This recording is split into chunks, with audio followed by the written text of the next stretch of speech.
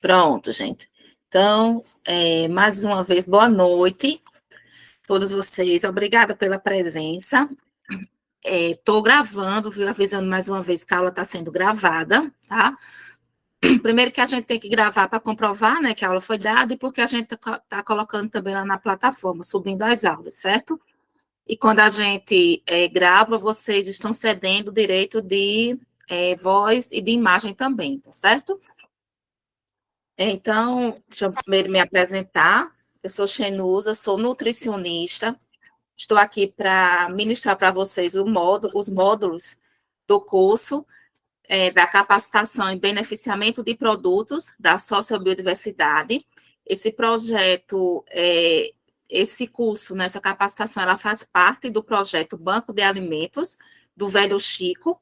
Eu sou consultora da empresa MTS, que foi contratada pelo consórcio CDS para estar ministrando esse curso para vocês, tá? Então, lembrando mais uma vez, acho que a Simone já colocou aqui no chat a lista de presença, tá? E aí vocês não esqueçam de assinar a lista de presença, certo? Deixa eu colocar aqui minha apresentação. Quando você coloca a apresentação, Tá. é só clicar aqui nesse link que tem Google Forms, vai precisar do nome, CPF, e-mail, celular, tá? E quem por acaso tiver dificuldade de preencher aqui, me manda um WhatsApp, Simone, não consegui, aí eu vou mandando pelo WhatsApp, tá bom? E aí precisa preencher agora correndo, na hora da aula, é o ideal. Mas quem por acaso não conseguir aqui, para não ficar saindo da aula, assim que terminar a aula, me manda mensagem, porque a gente tem 30 minutos depois que finaliza a aula para poder assinar ainda, tá bom?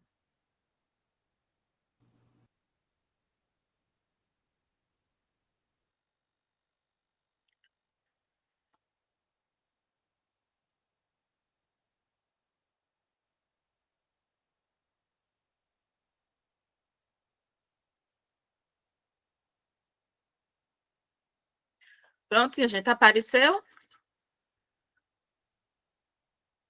Apareceu, tá ok para mim. Pronto, certo. Vou voltar aqui.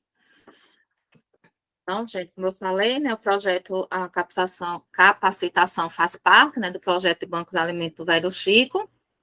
Eu sou da empresa MST, contratada, né, mais uma vez pela CDS, né, para estar em parceria com todos esses municípios, para a gente estar ministrando essa capacitação para vocês. Enusa, deixa eu só te Tá. dar um. Você falou empresa MST, porque confunde muito, mas é MTS. MTS, desculpa, MST, eita, Jesus, MTS, foi mal. É muito Uma hora eu tinha que confundir. fazendo as confusões aí, só para fazer É. Mas eu faço também a confusão, tá, gente? Então, não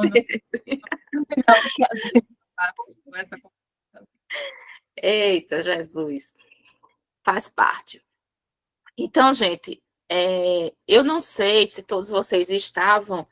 Nós demos uma primeira aula que foi tipo um apanhado geral, né? Tanto que não está nem fazendo parte dos módulos, contabilizando como módulo do curso, tá? Onde a gente falou sobre nutrição, agroecologia, sobre agricultura sustentável, segurança alimentar, soberania alimentar, direito humano à alimentação adequada, que são definições, são assuntos importantes para a gente ter um entendimento, né, de tudo que vai ser dado de agora em diante, porque tudo está unido, tudo está ali associado uma coisa com a outra.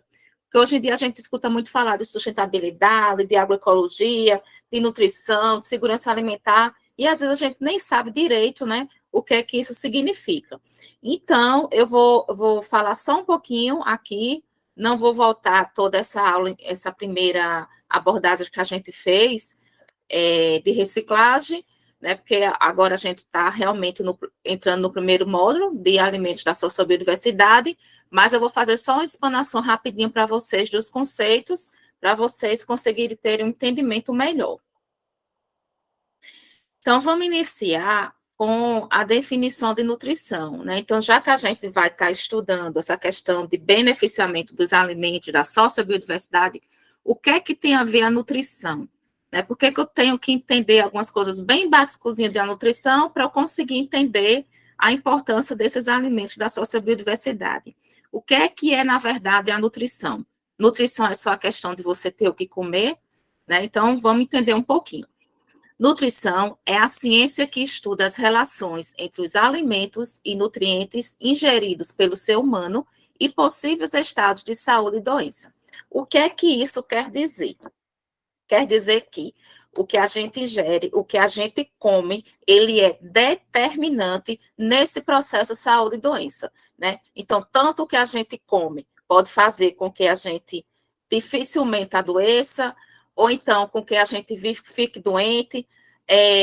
O que a gente come, dependendo dos nutrientes que tem, pode fazer a gente restabelecer nossa saúde, tá? Então, a nutrição, ela tem um papel muito importante nessa questão da manutenção da saúde e do nosso bem-estar. Por quê? Porque através da nutrição, é através da ingestão desses alimentos que nós vamos conseguir obter o que o nosso corpo precisa em relação a nutrientes. Dentro desses nutrientes, os nutrientes eles são divididos em duas classes. Os macronutrientes, que são aqueles nutrientes que a gente precisa de uma quantidade maior, e a molécula deles também são moléculas maiores, então é macronutrientes.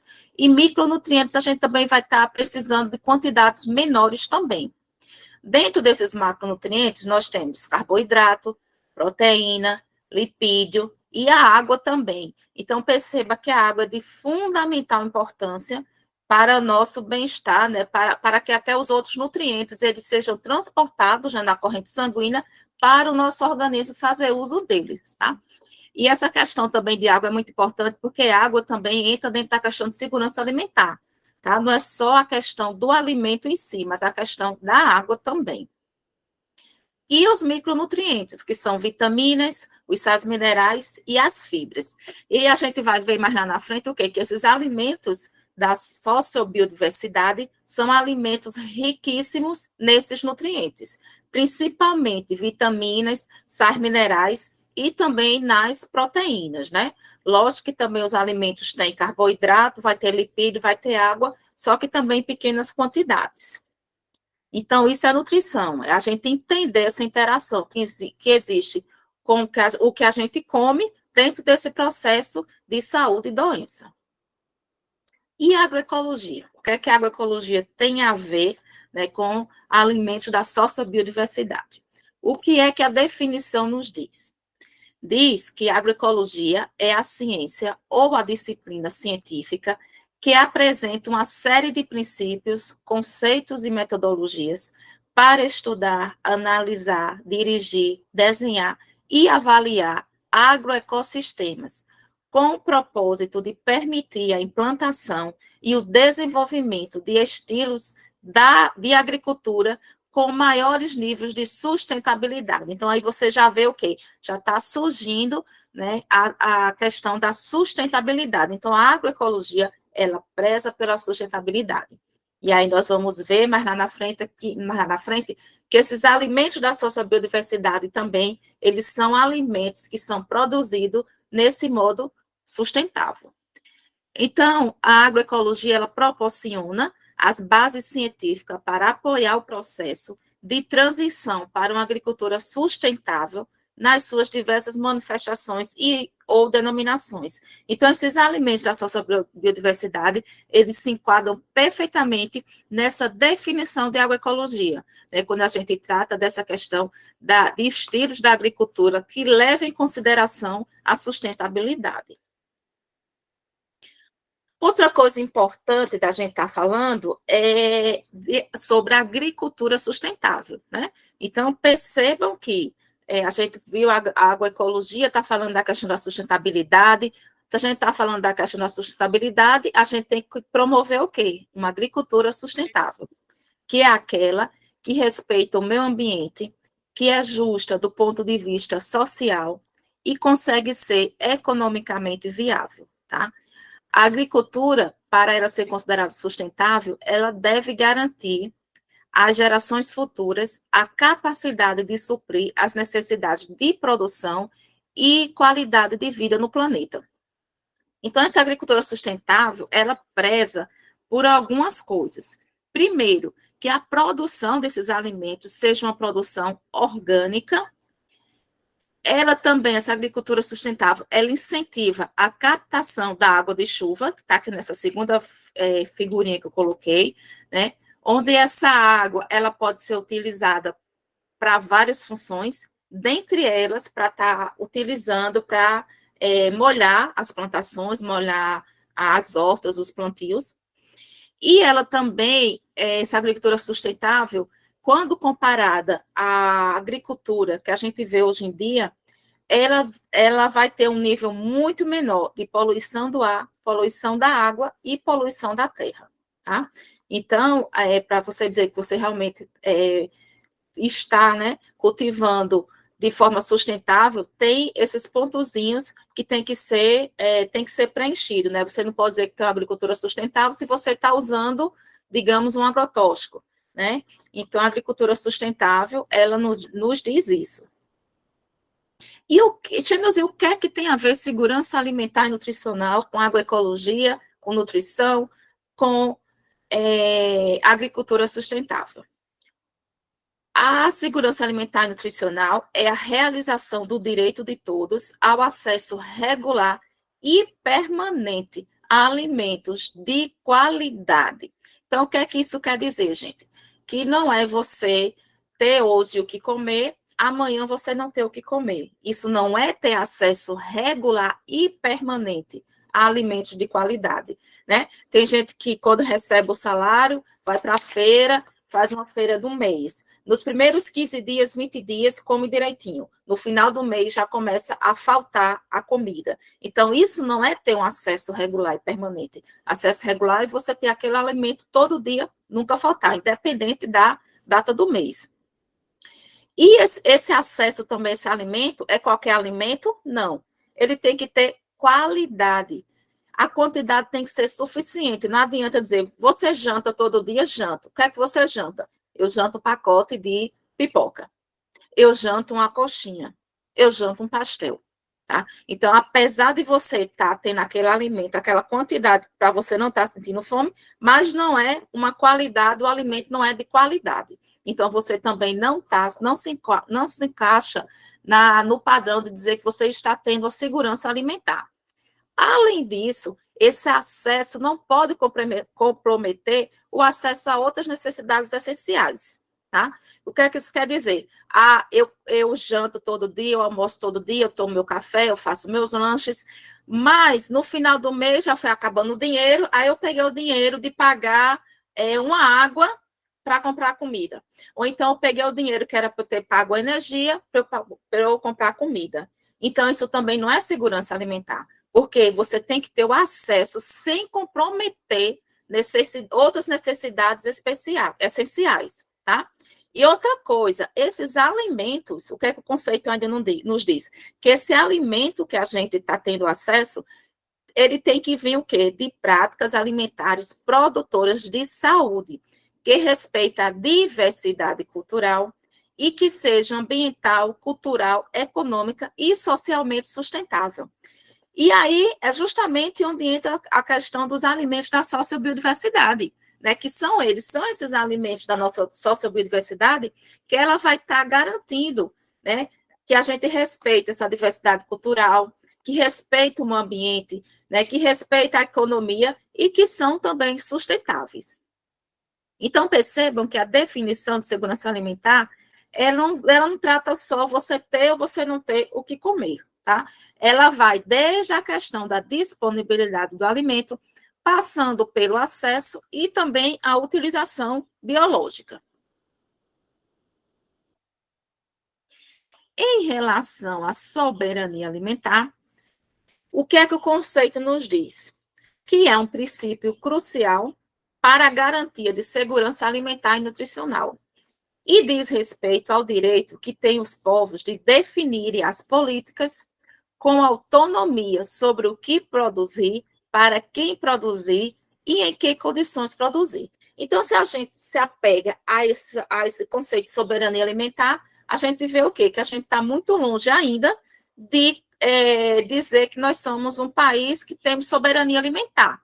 Por quê? Porque nossa alimentação hoje, a base da nossa alimentação é baseada em quê? Em alimentos industrializados, em alimentos processados, em alimentos ultraprocessados, né?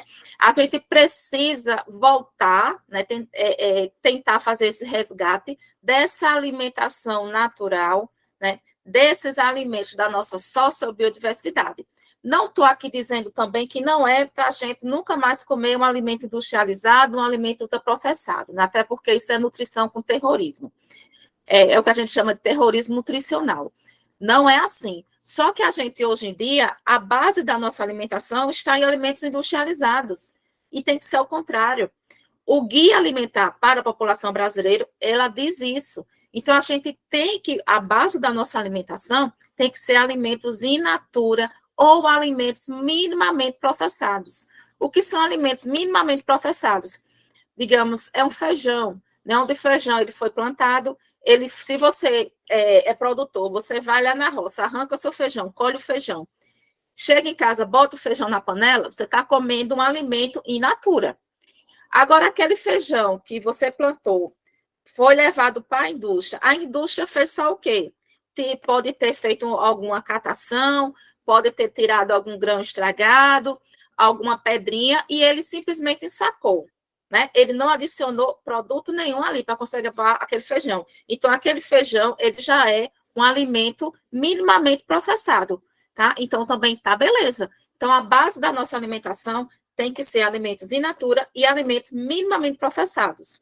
Depois é que a gente pode estar comendo um alimento industrializado, lógico, um alimento ultraprocessado de vez em quando. Mas enquanto a gente tiver nesse padrão que nós estamos hoje em dia, lógico que isso nos foi imposto durante o tempo, durante a questão da globalização, da industrialização, da Revolução Verde, né? E que é por isso que a gente vê também o surgimento de tantas doenças hoje em dia, ligado justamente à questão da alimentação inadequada, onde muitas doenças crônicas não transmissíveis, como hipertensão, diabetes, colesterol alto, né, a gente sabe que já é provado cientificamente a ligação que tem com a gestão da alimentação inadequada. Sem falar de alguns tipos de câncer também, que hoje em dia as pesquisas já mostram que tem a ver também com esse padrão alimentar incorreto.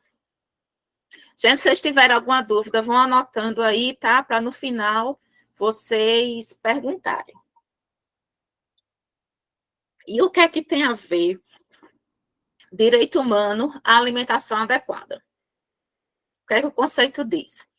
Que o direito humano à alimentação adequada é o direito de cada pessoa de ter o acesso físico e econômico ininterruptamente. Aí, olhe novamente onde é que vem a questão de você ter o tempo todo. Você não é você ter hoje, você não ter amanhã. Então, esse acesso ao alimento é ininterruptamente, tá? A alimentação adequada, ou há meios para obter esses alimentos, sem comprometer os recursos para obter outros direitos fundamentais, como a saúde e a educação. Então, veja como estão próximos, né? A questão da definição, como uma se encaixa na outra. A definição de segurança alimentar, soberania alimentar e de direito humano à alimentação adequada. Que, quando a gente vai ver, os alimentos da sociobiodiversidade, ela consegue nos fornecer, né, os nutrientes para a gente ter esse tipo de alimentação adequada. Então, gente, agora que eu já falei para vocês essa questão de definição, né, para estar situando vocês nessa questão da agroecologia, da sustentabilidade, né, da agricultura sustentável, segurança alimentar, a gente vai começar a falar um pouquinho sobre esses alimentos da sociobiodiversidade. Então, bora lá. Os alimentos da sociobiodiversidade referem-se aos produtos alimentícios provenientes da diversidade biológica e cultural de determinada região. Então, bora lá. O que é que isso quer dizer, Xelusa? Eu estou aqui em Petrolina. Aí eu estou comendo, eu olho lá, tem uma listazinha, né, que o Ministério tem dos alimentos da sociobiodiversidade. Aí, quando eu vou ver, lá na região da Amazonas tem açaí. Aí eu estou aqui em Petrolina comendo açaí. eu posso dizer que eu estou comendo alimentos da sociobiodiversidade? Não. Por quê? Porque aqui em Petrolina, aqui em Pernambuco, aqui no Nordeste, açaí não é um alimento da nossa sociobiodiversidade. Então, alimento da sociobiodiversidade, primeira coisa, tem que ser proveniente da nossa diversidade biológica e cultural daquela região, tá? Cada região tem os seus alimentos da sua sociobiodiversidade, tem alimentos que estão presentes em todas as regiões e tem alimentos que dentro da mesma região eles só têm em alguns estados. Esses alimentos são geralmente produzidos, o que, gente, de maneira sustentável, respeitando os diferentes ecossistemas e as técnicas tradicionais das comunidades locais. Então, veja que aí, quando a gente começou agora já a falar de alimentos da sociobiodiversidade, a gente já vê que aparece a questão de quê? Da sustentabilidade, a questão de respeitar o ecossistema. Se a gente está respeitando o ecossistema, a gente está respeitando o quê? O meio ambiente. Se a gente está respeitando o meio ambiente, a gente está falando de quê? De agroecologia, tá? Eles incluem uma ampla variedade de vegetais, de frutas, de ervas, de raízes, de sementes, de cogumelos e de outros recursos naturais que fazem parte da herança cultural e ambiental das populações. Aí, qual é a questão da gente estar hoje em dia batendo tanto, né, tentando resgatar essa produção e esse incentivo ao consumo desses alimentos? É que, apesar de fazer parte dessa herança cultural e ambiental das populações, essa herança cultural está se perdendo, né? Certas coisas, hoje em dia, as pessoas não têm mais o costume de fazer. Por quê?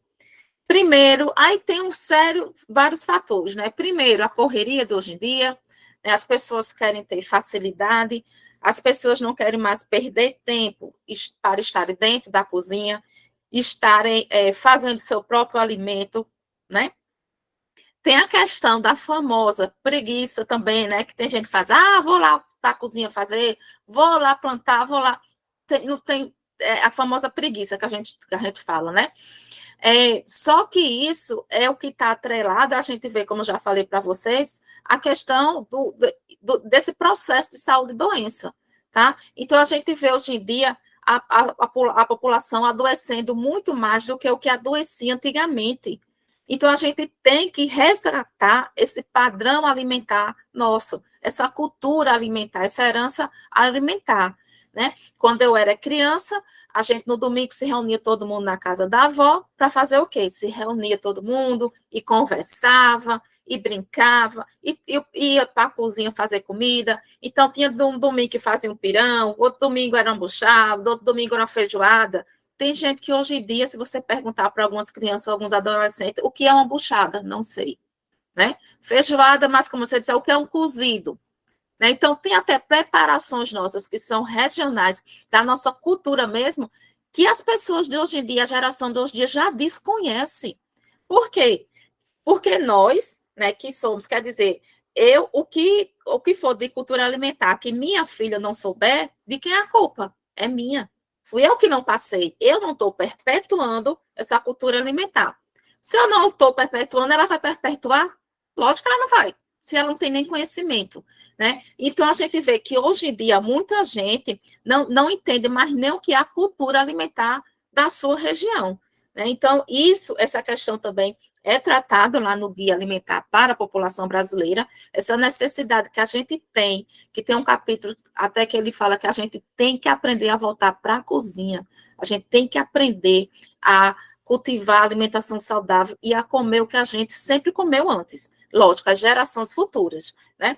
Então, se você vê, na época da minha avó, da minha bisavó, não existia tempero industrializado, gente.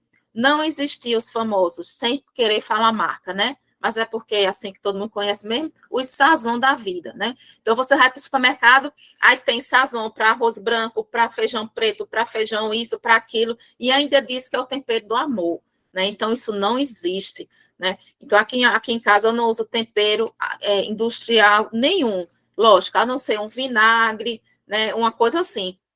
mas eu não tempero minha comida, é só com temperos naturais, com as ervas secas, e são muito mais gostosas. Então, isso foi sendo imposto para a gente, essa cultura alimentar que a gente está hoje em dia, pelo processo de industrialização e de globalização, né? A gente vê que algumas indústrias já estão acordando, algumas pessoas já estão acordando para essa necessidade de mudar esse padrão alimentar, que hoje em dia a gente vai para o supermercado, pelo menos aqui em Petrolina, e a gente já vê vendendo essas ervas secas, né? A gente já vê. Então, a gente vê vinagrete, a gente vê o limão-pepper, a gente vê salsinha, a gente vê um monte já desses coisas. Então, eu acho que a indústria já está percebendo essa questão que o pessoal não está tão como estava antes, né? Mas, lógico que isso aí é uma parcela pequena da população, tá? Então, a gente tem papel nosso da gente trazer, resgatar essa nossa cultura alimentar, principalmente essa questão dos alimentos da sociobiodiversidade, sem falar das plantas alimentícias não convencionais, tá? Que a gente vai ser assunto do nosso próximo módulo, vai ser as plantas alimentícias não convencionais. Esse Guia Alimentar para a População Brasileira, eu vou colocar para vocês como material complementar. Outra coisa, além da questão da importância nutricional, os alimentos da sociobiodiversidade, eles contribuem para a prevenção da biodiversidade, para a segurança alimentar e soberania alimentar das comunidades e para o fortalecimento da identidade cultural, como eu acabei de falar para vocês. O manejo e consumo desses alimentos estão diretamente relacionados com a conservação dos ecossistemas, tá? Então, sempre que você vai estar produzindo, cultivando um alimento da sociobiodiversidade, você estará diretamente contribuindo para a manutenção do ecossistema. Então, lógico que se você contribui para a conservação do ecossistema, você está contribuindo também com a sustentabilidade do planeta, tá? E esses alimentos também têm a questão da promoção da agricultura familiar, valorização da sabedoria e dos conhecimentos tradicionais das populações também indígenas e tradicionais, como as quilombolas. Por quê? Esses alimentos da sociobiodiversidade, eles têm essa questão também da promoção da agricultura familiar. Por quê? Quem é que vai estar produzindo esses alimentos e comercializando esses alimentos da sociobiodiversidade? É o pequeno agricultor. Né, gente? A gente não vê a indústria, por mais que algum acordo que esteja produzindo um alimentozinho ou outro, mas a indústria ela não vai ganhar tanto dinheiro, né, como ela quer, porque a intenção da indústria é produzir muito, distribuir para outras regiões, é exportar para fora do Brasil, né? E a gente sabe que a agricultura familiar não. Né? A agricultura familiar, ela produz para principalmente o quê? Para aquele consumo local daquela região, da sua localidade, da sua região, tá? Então, são produtos, né, são alimentos, os alimentos da sua biodiversidade, que quem vai se beneficiar, além do planeta, lógico, é o quê? É o pequeno agricultor. Então, cabe a vocês que são, né, agricultura familiar, o pequeno agricultor, realmente vestir a camisa e ver o papel de vocês, que vocês têm importantíssimo nessa questão dessa mudança, desse padrão alimentar da população, porque está na mão de vocês. Quem produz, quem incentiva, né? E quem vai estar mostrando a importância desse alimento, principalmente tem que ser vocês. Não adianta vir nenhuma associação, não adianta vir nenhuma empresa, não adianta vir nenhuma nutricionista estar falando importância, se você mesmo faz, mas só que eu não vou começar a produzir de forma sustentável, as pessoas não vão entender, as pessoas não vão dar ouvidos, então, assim, cabe a vocês, né? Vocês são os atores principais desse processo de mudança. Então, assim, entendam a importância que vocês têm nessa tentativa nossa de mudar esse padrão alimentar. Errado que está hoje em dia, né? Eu trago aí para vocês, como alguns exemplos de alimentos da sociobiodiversidade aqui do Nordeste, as frutas típicas, né? Então, o Brasil tem muita fruta típica, Lógico que algumas são encontradas em algumas regiões, em outras não, tá? Mas nós temos muito o quê? Acerola, caju, pitomba, umbu, né? Umbu é uma fruta que é típica do Nordeste, a jaca, dentre muitas outras frutas, tá? Elas não apenas contribuem para a alimentação local, mas também possuem propriedades nutricionais únicas e são essenciais para a preservação da sociobiodiversidade. Por que que a gente fala propriedades nutricionais únicas? Porque é justamente em frutas e em verduras que a gente vai encontrar o quê? O maior teor, a maior quantidade de vitaminas e sais minerais. Achamos, então, feijão não tem vitamina nem sais minerais? Não tem, mas feijão é fonte de proteína, tá? Achamos, a carne não tem? Tem, só que é bem pouquinha. A carne, fonte de proteína, tá? Então, são nessas frutas, principalmente, da sociobiodiversidade que a gente vai estar encontrando, principalmente, vitaminas, sais minerais e fonte de água também, né? Como a melancia, né? A melancia é uma fruta que tem muita água, por isso que ela se estraga rápido. Aquele alimento, quanto mais rápido ele se estraga, maior a quantidade de água que ele tem. Outro alimento muito importante aqui do Nordeste e de todo o Brasil é a mandioca. A mandioca não é um alimento só típico da sociobiodiversidade do Nordeste, mas ele está presente em todas as regiões brasileiras. O cultivo de mandioca é uma prática milenar no Nordeste e no restante do Brasil, e a raiz desempenha um papel fundamental na nossa dieta aqui do Nordeste. A gente sabe o quê? Que a mandioca, desde a época da colonização, né, quando o Brasil foi descoberto, os índios que aqui habitavam, eles já cultivavam mandioca.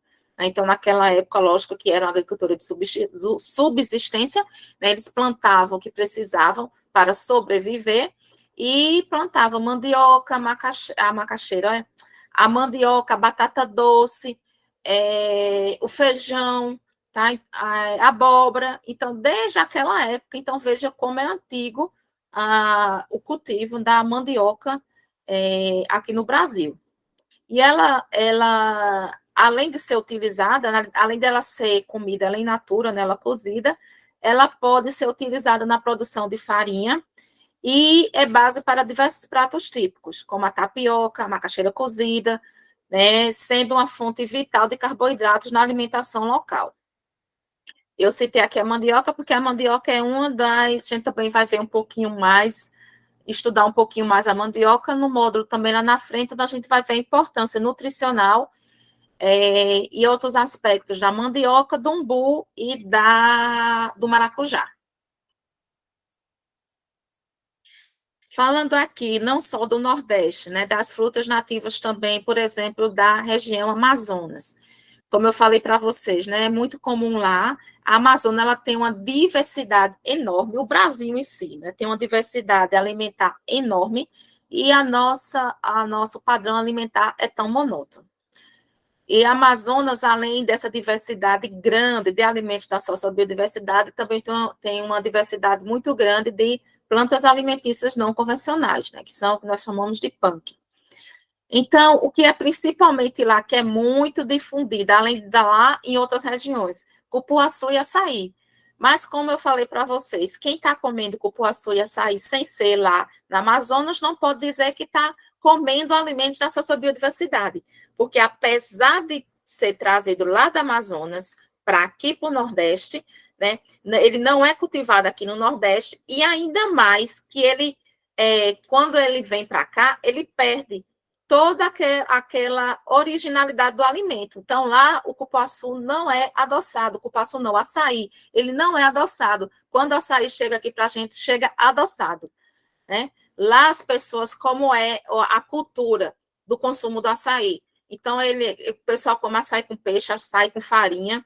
E aqui a gente faz o quê, pessoal? Além do açaí ser adoçado, o pessoal acha pouco, ainda coloca leite condensado, bota um monte de creme de leite, bota leite em pó, bota um monte de fruta, né, para dizer que ficou saudável, né? Aquela frutazinha, bota 2 pedacinhos de banana ali em cima e diz que está saudável. Então, assim, perdeu toda a questão original da cultura do alimento. Então, a gente não está comendo alimento da nossa sociobiodiversidade, no caso, quando a gente está comendo açaí.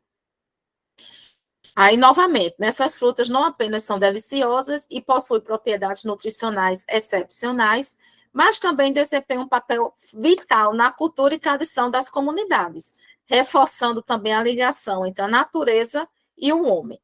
Por quê? Justamente porque o homem, durante essa produção desses alimentos, da sua biodiversidade, ele respeita a questão do meio ambiente. Outra coisa importante também de falar para vocês é a questão do plantio agroflorestal diversificado. O que é isso?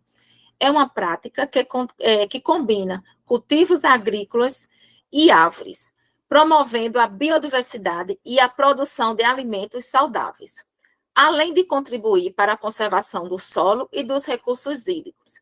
Essa prática valoriza a variedade de alimentos regionais, como a mandioca, pupunha, batata doce, né? Aqui compõe outras regiões. Então, gente, a questão que está sendo também muito estudada e debatida hoje em dia, essa questão desse plantio agroflorestal, tá? Onde as pessoas tanto elas vão estar cultivando árvores que podem ser árvores frutíferas, como também folhosos e plantas menores também, alimentos que não chegam a ser tão, ter um porte de árvore, certo? De árvore. Então, também essa questão do plantio agroflorestal também está sendo muito debatido hoje em dia. Sem falar que também entra na questão da agroecologia também. Outra coisa importante, gente, de falar é do pescado. Quando a gente fala de alimentos da sociobiodiversidade, muitas pessoas também só ligam a questão de frutas, de verdura. Tá? E o pescado também é um alimento da nossa sociobiodiversidade. Tá? Então, aquelas comunidades ribeirinhas, né, que tem aquele pescado artesanal, né, ali também eles estão promovendo, né, a divulgação também, incentivando o consumo de alimentos da sociobiodiversidade, tá? Aqui está o guia, esse livrozinho aqui, meio azulzinho, né? Ele é justamente o guia, tá? Que eu vou mandar para vocês, como eu já falei, e ele fala também da questão da promoção desses alimentos da sociobiodiversidade na questão da segurança alimentar e da soberania alimentar das comunidades. Então, façam um esforçozinho para vocês lerem, tá? Às vezes a gente vê o material, é grande, é muitas folhas, e não acha interessante, mas é uma leitura muito simples, é uma leitura gostosa, como diz, da gente fazer, porque a linguagem dela é fácil, ele não é aquele manual difícil de ler. E aí a gente começa a entender a importância da gente estar resgatando também essa alimentação in natura, porque que é importante a gente diminuir o uso do sal, o uso do açúcar, o uso de gordura, porque que é importante a gente estar indo para a cozinha resgatar essa cultura alimentar. Então, é um material, assim, muito rico para quem realmente busca conhecimento. Então, assim, ao diversificar a produção e consumo de alimentos, as comunidades podem reduzir a dependência de monocultura e ampliar suas opções nutricionais, tá? Então, o que é que acontece? Se você tem uma horta que você só planta, digamos, alface, então é mais fácil você dizer o quê? Todo dia eu como verdura. Vai comer o quê? Todo dia eu como alface. Já se você tiver uma horta que você saiu dessa questão de monocultura e você diversificou aquilo que é plantado ali, então você vai dizer, não, um dia eu como alface, outro dia eu como rúcula, outro dia eu como pepino, né? Eu como o quê? Eu como a cebola, eu como tomate, eu como pimentão. Então, entenda que quanto mais diversificado for, mais alimentos você vai ter, opções para você colocar no prato, maior vai ser suas opções nutricionais. Por quê? A gente sabe que os alimentos, eles contêm os nutrientes em quantidades diferentes. Digamos, às vezes você faz um exame e você está com anemia. Aí faz, eu não sei porque eu estou com anemia. Porque eu como tão bem, eu como verdura todo dia, eu como fruta e eu estou com anemia. Por quê? Porque a gente sabe o quê? Que aqueles alimentos folhosos, que são verdes escuros, eles são principalmente ricos em quê? Em ferro. Sabemos o quê? Que fruta, amarelo alaranjado, como mamão, como manga, são mais ricos em quê? Em vitamina A, tá? Então, Xenusa, então, ferro só tem nos alimentos verde escuro? Não, tem outros também, só que em pequenas quantidades. Então, por isso que a gente diz que é importante a gente ter, primeiro, essa variedade alimentar. A gente não comer, lógico, se você todo dia só tem um alface para comer, come o alface todo dia. É melhor do que não comer nada. Mas se você pode diversificar, né, essa sua horta, esse seu plantio, por que não diversificar? Então, a partir do momento que você diversifica também as opções nutricionais. Então, a sua alimentação tende a ser uma alimentação mais equilibrada. Vou abrir um parênteses aqui para eu falar uma coisa para vocês que eu vi hoje e que eu fiquei, assim, abismada. E o pessoal hoje em dia está com a mania de terrorismo nutricional, né? Não pode comer isso, não pode comer aquilo. E aí tem uns nutricionistas, uns médicos aí meio malucos que restringem até a ingestão de fruta. Ah, porque fruta vai aumentar a glicose, porque tem frutose. Gente, pelo amor de Deus. É a pessoa, assim, ser totalmente desfocada do mundo. Porque a gente tem justamente que incentivar as pessoas a consumir fruta e verdura. Aí tem gente que vai propagar, dizer que é para diminuir. Agora, neguinho não abre a boca, né? A pessoa não abre a boca para dizer assim, gente, diminua o consumo de alimentos industrializados, diminua o consumo de alimentos ultraprocessados, mas diz o quê? Não coma fruta demais, porque fruta aumenta o índice glicêmico. Tá? Então, tenha cuidado com, isso é uma crítica mesmo, tenha cuidado com profissionais que dizem isso. Então, nada de terrorismo nutricional. E para completar, escutei um médico aí falando, que eu vou repostar até a publicação dele no meu Insta fazendo uma crítica, que diz que a gente não deve comer feijão com arroz, porque comer feijão com arroz, como é que ele diz? É uma combinação perfeita para desenvolver, eu não sei se é a gordura no fígado, que ele diz. Gente, eu parei assim, eu fiquei sem acreditar no que eu estava escutando. Então, assim, as pessoas hoje em dia falam besteira, as pessoas falam que nem entendem, tá? Então, vocês que são da agricultura familiar, vocês têm também cada vez mais de entenderem também de nutrição, entender do alimento, por isso que a gente está aqui também falando disso para vocês. Quando as pessoas vêm a dizer, não, isso aqui sim é que é uma alimentação saudável. Né? E aí ele fala, porque o feijão é rico em fitato, não sei o quê. Gente, isso é fitato, o que é fitato? Fitato é uma substância que realmente tem no feijão, é um fator antinutricional, que vários alimentos têm seu fator antinutricional, que é normal. É como se fosse aquela defesa que a planta tem. O feijão tem? Tem. Um monte de alimento tem. Como é que a gente diminui? Cozinhando. A gente não come feijão cru. Outra coisa, feijão é para colocar de molho. Você deixa o feijão de molho, do que você deixa de molho, o fitato, uma grande parte do fitato, vai para a água. Você joga aquela água fora, por isso que diz, deixa o feijão de molho e joga a água. Aí vai as pessoas para a TV, para a internet e para o Insta dizer que as pessoas não comem feijão com arroz, que faz mal, e outros malucos dizendo que não é para comer fruta. Fruta só pode comer um pedacinho de manhã. Então, assim, cuidado quando vocês escutarem essas loucuras, porque é cada coisa que a gente vê que só Jesus na causa. Eu trouxe para vocês essas duas frutas, essas duas imagens, porque eu acho as duas belíssimas. Fenusa? Oi? Não, eu queria só complementar essa fala sua, falando de um relato, né? Por exemplo, eu não gosto muito de comer carne, eu como carne muito pouco. Eu fui numa nutricionista, pedi a ela uma dieta que me desse todos os elementos, né? Todos os nutrientes e tudo mais, mas assim, com baixa ingestão de carne. E aí eu falei que comia muita fruta, e ela falou exatamente isso que você disse.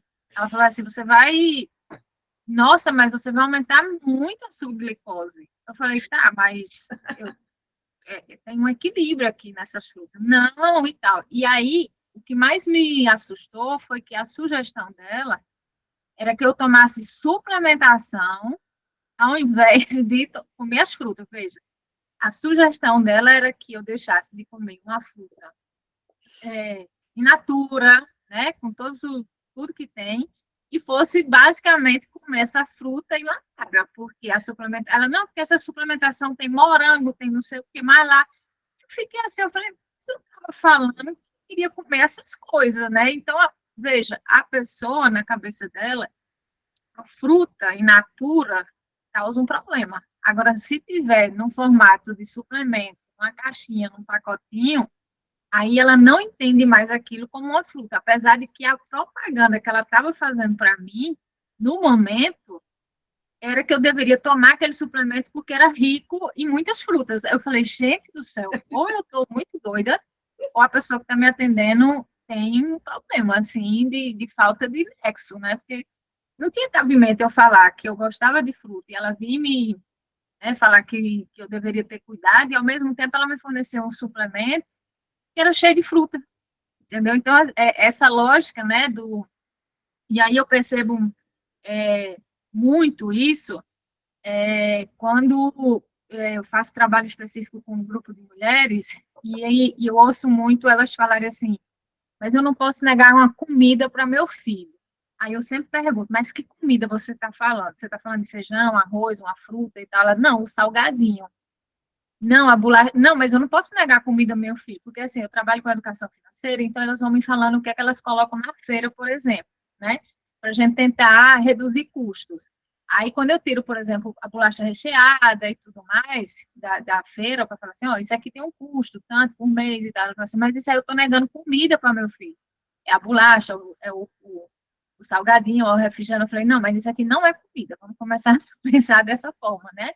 Isso, claro, se come, mas não é um alimento que você vai estar negando. Você vai estar negando, na verdade, açúcar, sal, gordura, né? Para seu filho. Então, isso é muito complexo até da gente se, como é que eu diria? A gente tem que se desprogramar, porque a gente foi programado a entender que a comida, né, durante muito tempo, era essa que vinha na caixinha, né? Tanto é que durante muitos anos a gente teve muito na televisão a propaganda do café da manhã maravilhoso. Qual era o café da manhã? Era aqueles cereais, né?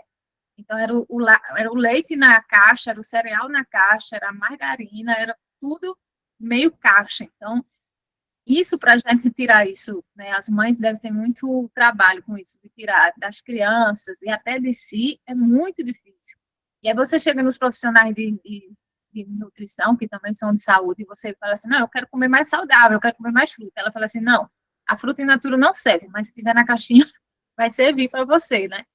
E aí eu estou falando isso porque você está nessa questão de segurança alimentar, e eu acho que isso é muito, né? Quando a gente fala para uma mãe, ó, eu cortei o biscoito da sua feira, e ela fala assim, mas eu não posso negar comida para o filho, a gente está falando muito dessa questão, assim, que comida, que segurança alimentar a gente está comprando também para as nossas famílias, né? Era essa a interrupção da sua aula. Muito obrigada. E é realmente essa loucura, né? Esse terrorismo nutricional. Eu terminei você falando aqui, você falou em nutricionista, eu liguei, que eu nem falei pro pessoal, acho que eu só falei meu nome, né?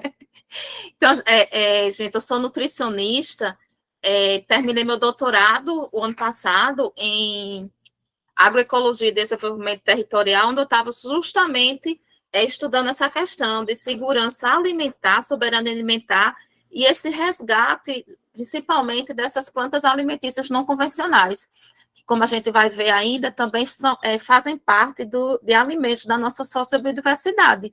Então, assim, eu fico realmente abismado quando eu vejo colegas de trabalho tendo essas posturas, né? Então, assim, querer que hoje em dia as pessoas eu acho assim, as pessoas vivem hoje em dia nessa loucura, nessa agonia, querem essa facilidade, mas a gente tem que buscar entregar para essas pessoas essa facilidade que eles têm, mas não precisa ser em forma de cápsula, não precisa ser em forma de pó, não precisa ser em forma de alimentos ultraprocessados. Lógico que, quando você está falando de um atleta, né, que ele realmente ele não consegue ingerir aquelas necessidades nutricional em forma do alimento, aí sim você vai para um suplemento. Quando você está tratando de uma pessoa doente, acamada, que não consegue comer, ou que está à base de sonda, lógico, tem que entrar com suplementação, mas a população saudável, que é a que a gente chama de população que está em saúde, como é que não está enferma, né? Que ela está saudável. Você está incentivando com que aquelas pessoas deixem de comer a comida para estar comendo o suplemento, é uma coisa assim surreal para mim. Até porque suplemento, aqueles pozinhos, tem conservante ali também. Tem um monte de substância ali, apesar de ter aquela frutinha em pó, tem outros componentes ali também. Então, isso assim não entra na minha cabeça essa questão de você dizer que comer fruta faz mal, né? Agora, como diz, as pessoas dizem, não coma fruta, mas ninguém está aí dizendo realmente o que, as pessoas não devem comer. Essa questão desses alimentos ultraprocessados. Tá? Então, voltando aqui para a questão dos nossos alimentos da sociobiodiversidade. Genuse, vou lhe atrapalhar de novo, porque tem uma pessoa com a mão levantada aqui. Tá. Alguém quer falar?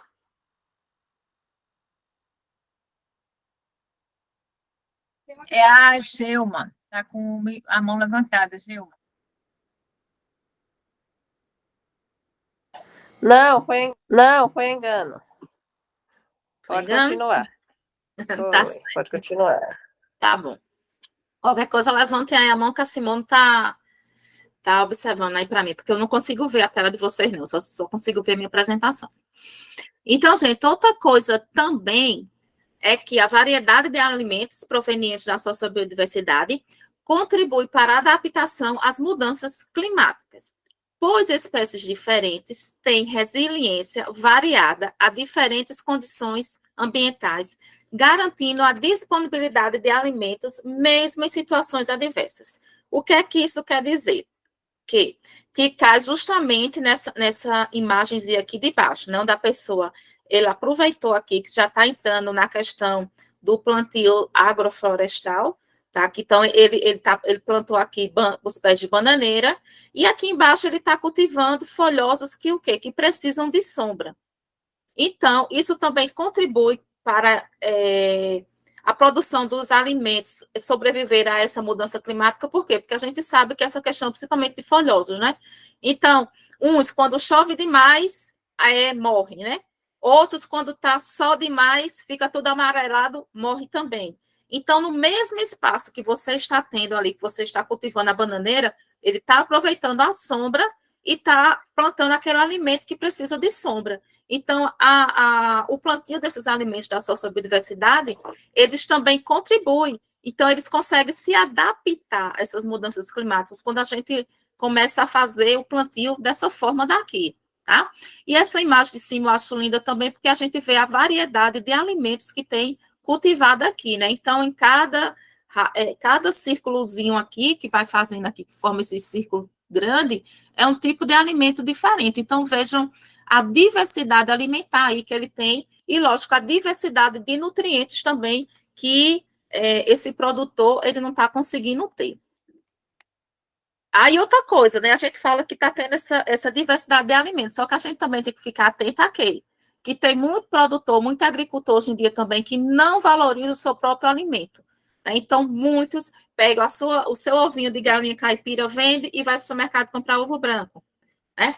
Pega o seu milho que está lá, vende e vai para o mercado comprar o flocão de milho lá. Tá? Então, só título de informação, aquele flocão ele também passou por um processo de industrialização. O milho, para ele ficar naquele formato de flocão, ele foi adicionado, ali já vai adicionado açúcar. Não sei se vocês sabem que é por isso que quando o paciente diabético a gente faz, diminui a ingestão de flocão, porque ali no flocão tem, então, assim, os próprios agricultores, alguns, não valorizam aquele alimento que ele tem. Às vezes tem o bode, né? Então, mata o bode, vende a carne de bode, pega o dinheiro, vai para o supermercado comprar o frango congelado.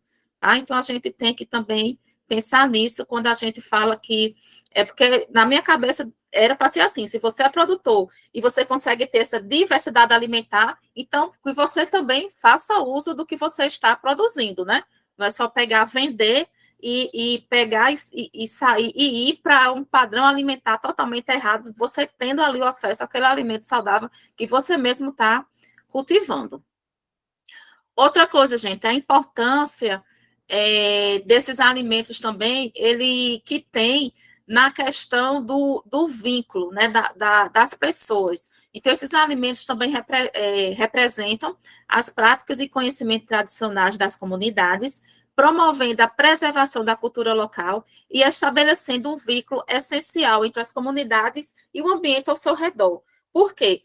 Quando a gente fala de alimentos da sociobiodiversidade, muitos fazem essa interação aqui. Então, nessa primeira imagem aqui, são as mulheres sentadas aqui, quebrando castanha. Na de baixo aqui tem mulher, tem homem, né? Está todo mundo sentado, o quê? Descascando a mandioca para ser beneficiada.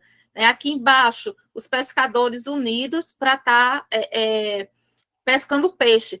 Então, a gente vê que esses alimentos também promovem isso, promovem essa interação, esse vínculo entre as pessoas também. Então, veja quanto benefício não tem esses alimentos da sociobiodiversidade. Então, não é só a questão, os alimentos da sociobiodiversidade, eles não estão só ligados à questão de você ter o que comer, de ser um alimento saudável, né? Ele tem todo esse leque de questões envolvidas.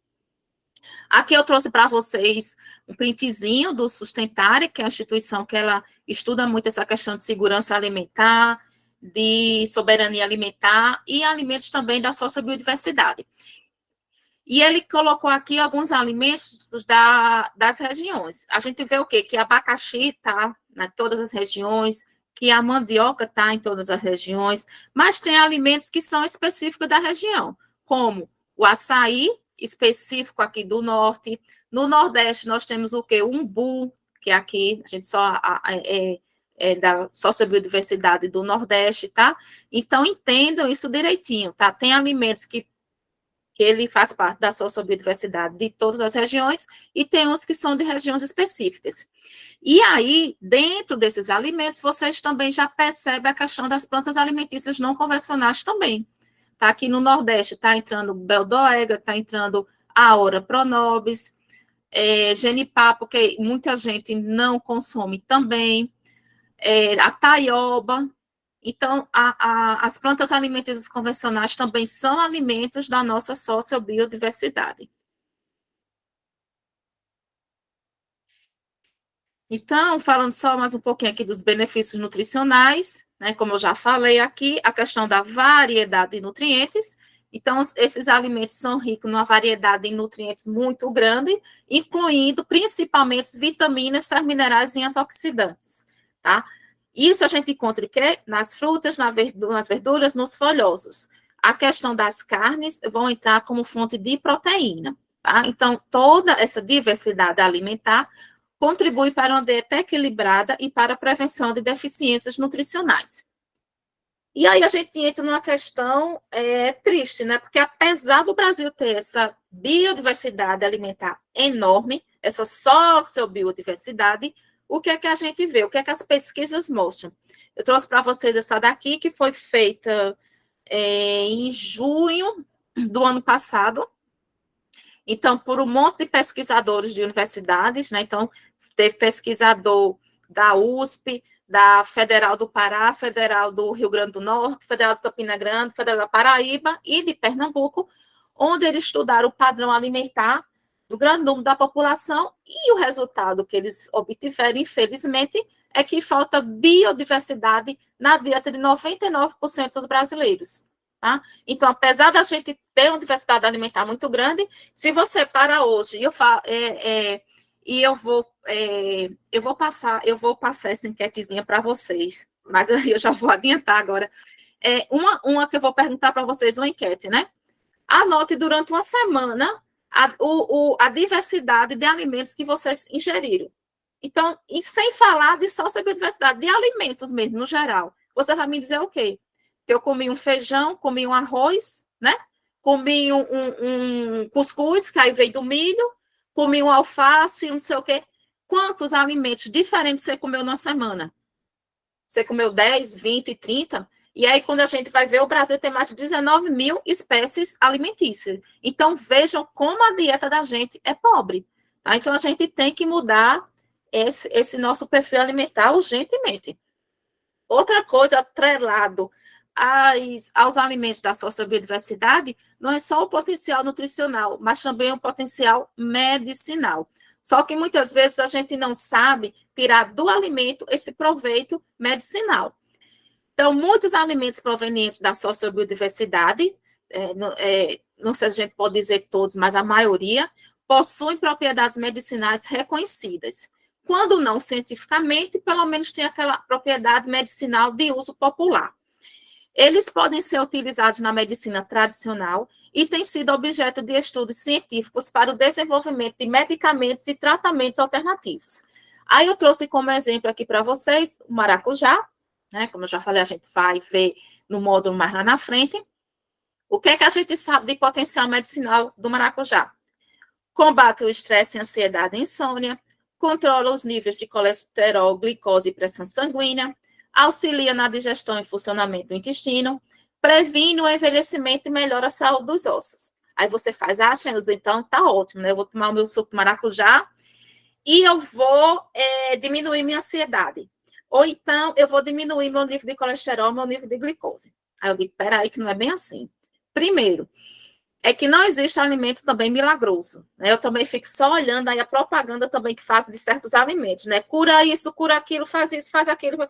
Também não é assim, né? Então, o alimento, ele tem uma propriedade medicinal que funciona quando a gente está atrelado também a outros fatores. Então, não adianta você tomar um suco de maracujá e dizer que vai baixar um colesterol e você viver comendo alimentos ricos em gordura. Não vai ajudar nunca, tá? Então, primeiro é isso. Os alimentos, qualquer alimento, a função, o potencial medicinal, que a gente chama até de alimentos nutracêuticos, só vai ajudar realmente quando a gente tem um ambiente também que vai colaborar, outros fatores que vêm a colaborar, como a alimentação adequada, uma prática da atividade física, dentre outros. Aí também tem outra questão. Você tomando o suco do maracujá, você está conseguindo obter aquele potencial alimentício daquele suco do maracujá. Então, você vai estar ingerindo aquelas vitaminas, aqueles sais minerais, né? Só que, como eu disse, a gente tem que aprender a utilizar esses alimentos, né? De tirar da natureza aquilo que ela nos oferece que a gente não sabe usar. Então, como é que o maracujá realmente vai ajudar nesse combate de estresse, ansiedade e insônia? Lógico, tem gente que se tomar uns copos de suco de maracujá, vira a perna, dorme o dia todo. Eu mesmo, suco de maracujá, é mesmo que tomar água. Né? Não tem esse poder em mim. Por quê? E como em outras pessoas também não. Porque o que realmente ajuda, a parte do maracujá que ajuda nessa questão é o chá da folha do maracujá. Aí sim, o potencial medicinal para estar diminuindo essa ansiedade e essa insônia é o chá da folha do maracujá. E não apenas o suco do maracujá. Para controlar níveis de glicose, de colesterol, pressão sanguínea, é o quê? É o chá? Não. É o suco? Não. E é o que então, Xenusa? É o pozinho feito com a casca do maracujá. Que aí as indústrias já beneficiam aí, já vendem nessas lojas de produto natural, as pessoas pagam caríssimo, podendo estar fazendo em casa, tá? Então, auxiliar na digestão e funcionamento do intestino é o que a gente precisa para ajudar na saúde do intestino. São fibras. Onde é que tem a fibra? Na casca do maracujá. Então, veja, a gente tem um alimento que a gente usa a cimentinha, faz um suco e descarta. Descarta, né? Lógico, a folha da planta a gente deixa lá, a gente não faz uso, a casca do maracujá a gente joga no lixo, então a gente está jogando fora o quê? Dinheiro, a gente está jogando fora nutrientes e a gente está jogando fora também o medicamento que está ali atrelado àquele alimento, tá? Então, a gente tem que aprender também a utilizar essa biodiversidade ao nosso favor. Outra questão também, o alto teor de fibra, né? Então, esses alimentos, principalmente as frutas e as verduras, elas vão ter alto teor de fibra, o que contribui para a saúde digestiva, regulação do açúcar no sangue e redução do risco de doenças cardíacas, tá? Lembrando que quanto mais a fibra, a gente precisa de quê? Da fibra, tá? Então, aquele alimento que a gente pode ingerir com a casca, melhor ainda. Lembrando que, quando a gente trata dessa questão também de ingerir o alimento com a casca, a gente sabe o quê? Que é melhor a gente dar prioridade ao alimento orgânico, né? Então, se a gente está, mais uma vez, falando de alimento orgânico, a gente está falando de agroecologia, a gente está falando de sustentabilidade, a gente está falando de alimento da sociobiodiversidade. tá? Então, esse consumo regular de alimentos ricos em fibra é crucial para a manutenção da boa saúde. Lembrando também que, para essa fibra fazer efeito, a gente tem que atrelar também o consumo de bastante água durante o dia. Aí a gente tem os alimentos também da sociobiodiversidade, que são fontes de proteína variável, tá? Que são os leguminosos, as sementes, os grãos e a parte também de carne. Então, o feijão, os grãos, tudo são fontes também de proteína, não é só a questão da carne em si. São essenciais para a construção e reparação dos tecidos do nosso corpo. Então, aquela criança que está em período de crescimento, ela vai estar precisando de mais proteína do que a gente já cresceu. A gente vai crescer mais, adulto vai crescer mais. A gente precisa o quê? Para reparação. Reparação da pele, reparação do cabelo. No caso de a gente se cortar aquele cortezinho, quando começa a sarar, que cria como se fosse um calozinho. Então, ali a proteína que está indo ali fazer aquela reconstrução daquele tecido, tá? Então, a diversidade também de fonte de proteína contribui para uma dieta sustentável e nutritiva. No caso desses alimentos da sociobiodiversidade também, ele consegue dar esse suporte que a gente precisa. Então, gente, agora uma coisa muito importante. Então, como é que a gente faz para a gente, nessa questão da preservação dessa biodiversidade através desses alimentos? Então, como eu já falei, percebam a importância de vocês, como pequenos agricultores, como agricultura familiar, nesse processo de preservação, de incentivo, de conservação dessa sociobiodiversidade. Então, o que é que a gente tem que fazer? Primeiro, essa questão todinha do resgate dessa cultura local, como eu já falei para vocês, e como é que a gente vai estar tentando resgatar essa cultura local? É através, justamente, a gente tem que envolver, recuperar as técnicas de plantio, de colheita e preparo de receitas que foram transmitidas de geração em geração pelas comunidades tradicionais. Tá? Então, a gente só resgata se for assim. A gente não tem como resgatar se a gente não coloca a mão mesmo na massa, como disse, se a gente não começa a plantar, respeitando as técnicas de cultivo, se a gente não começa realmente a divulgar essas receitas, essa cultura, né, trazer todo esse resgate. Então, tem que começa justamente por aí, começa pelo começo, como dizem, né? A gente resgatando tudo isso que foi perdido, que foi deixado de lado. Ao resgatar e valorizar essas práticas, é possível manter viva a diversidade de alimentos e promover o intercâmbio de saberes entre as gerações. Outra coisa que tem que ser feito é o quê? A promoção de uma agricultura sustentável. Tá? Então, é um passo fundamental na preservação da sociobiodiversidade. Isso inclui a adoção de práticas agrícolas que respeitam os ciclos naturais, que evitam o uso excessivo de agrotóxico, lógico, se puder não usar, ótimo, melhor ainda, né, que realmente a agroecologia ela preza e a sustentabilidade pelo não uso dos agrotóxicos e fertilizantes químicos, e que valoriza a utilização de sementes crioulas, enganchou aqui, e variedades locais. Então, essa agricultura sustentável contribui significativamente para a conservação dessa biodiversidade dos ecossistemas naturais. Então, primeiro, resgatar a cultura local, promover a agricultura sustentável e a questão da valorização e conservação de espécies nativas. Não achem-nos, então quer dizer que só é para a partir de agora começar a cultivar só o que é nativo? Não.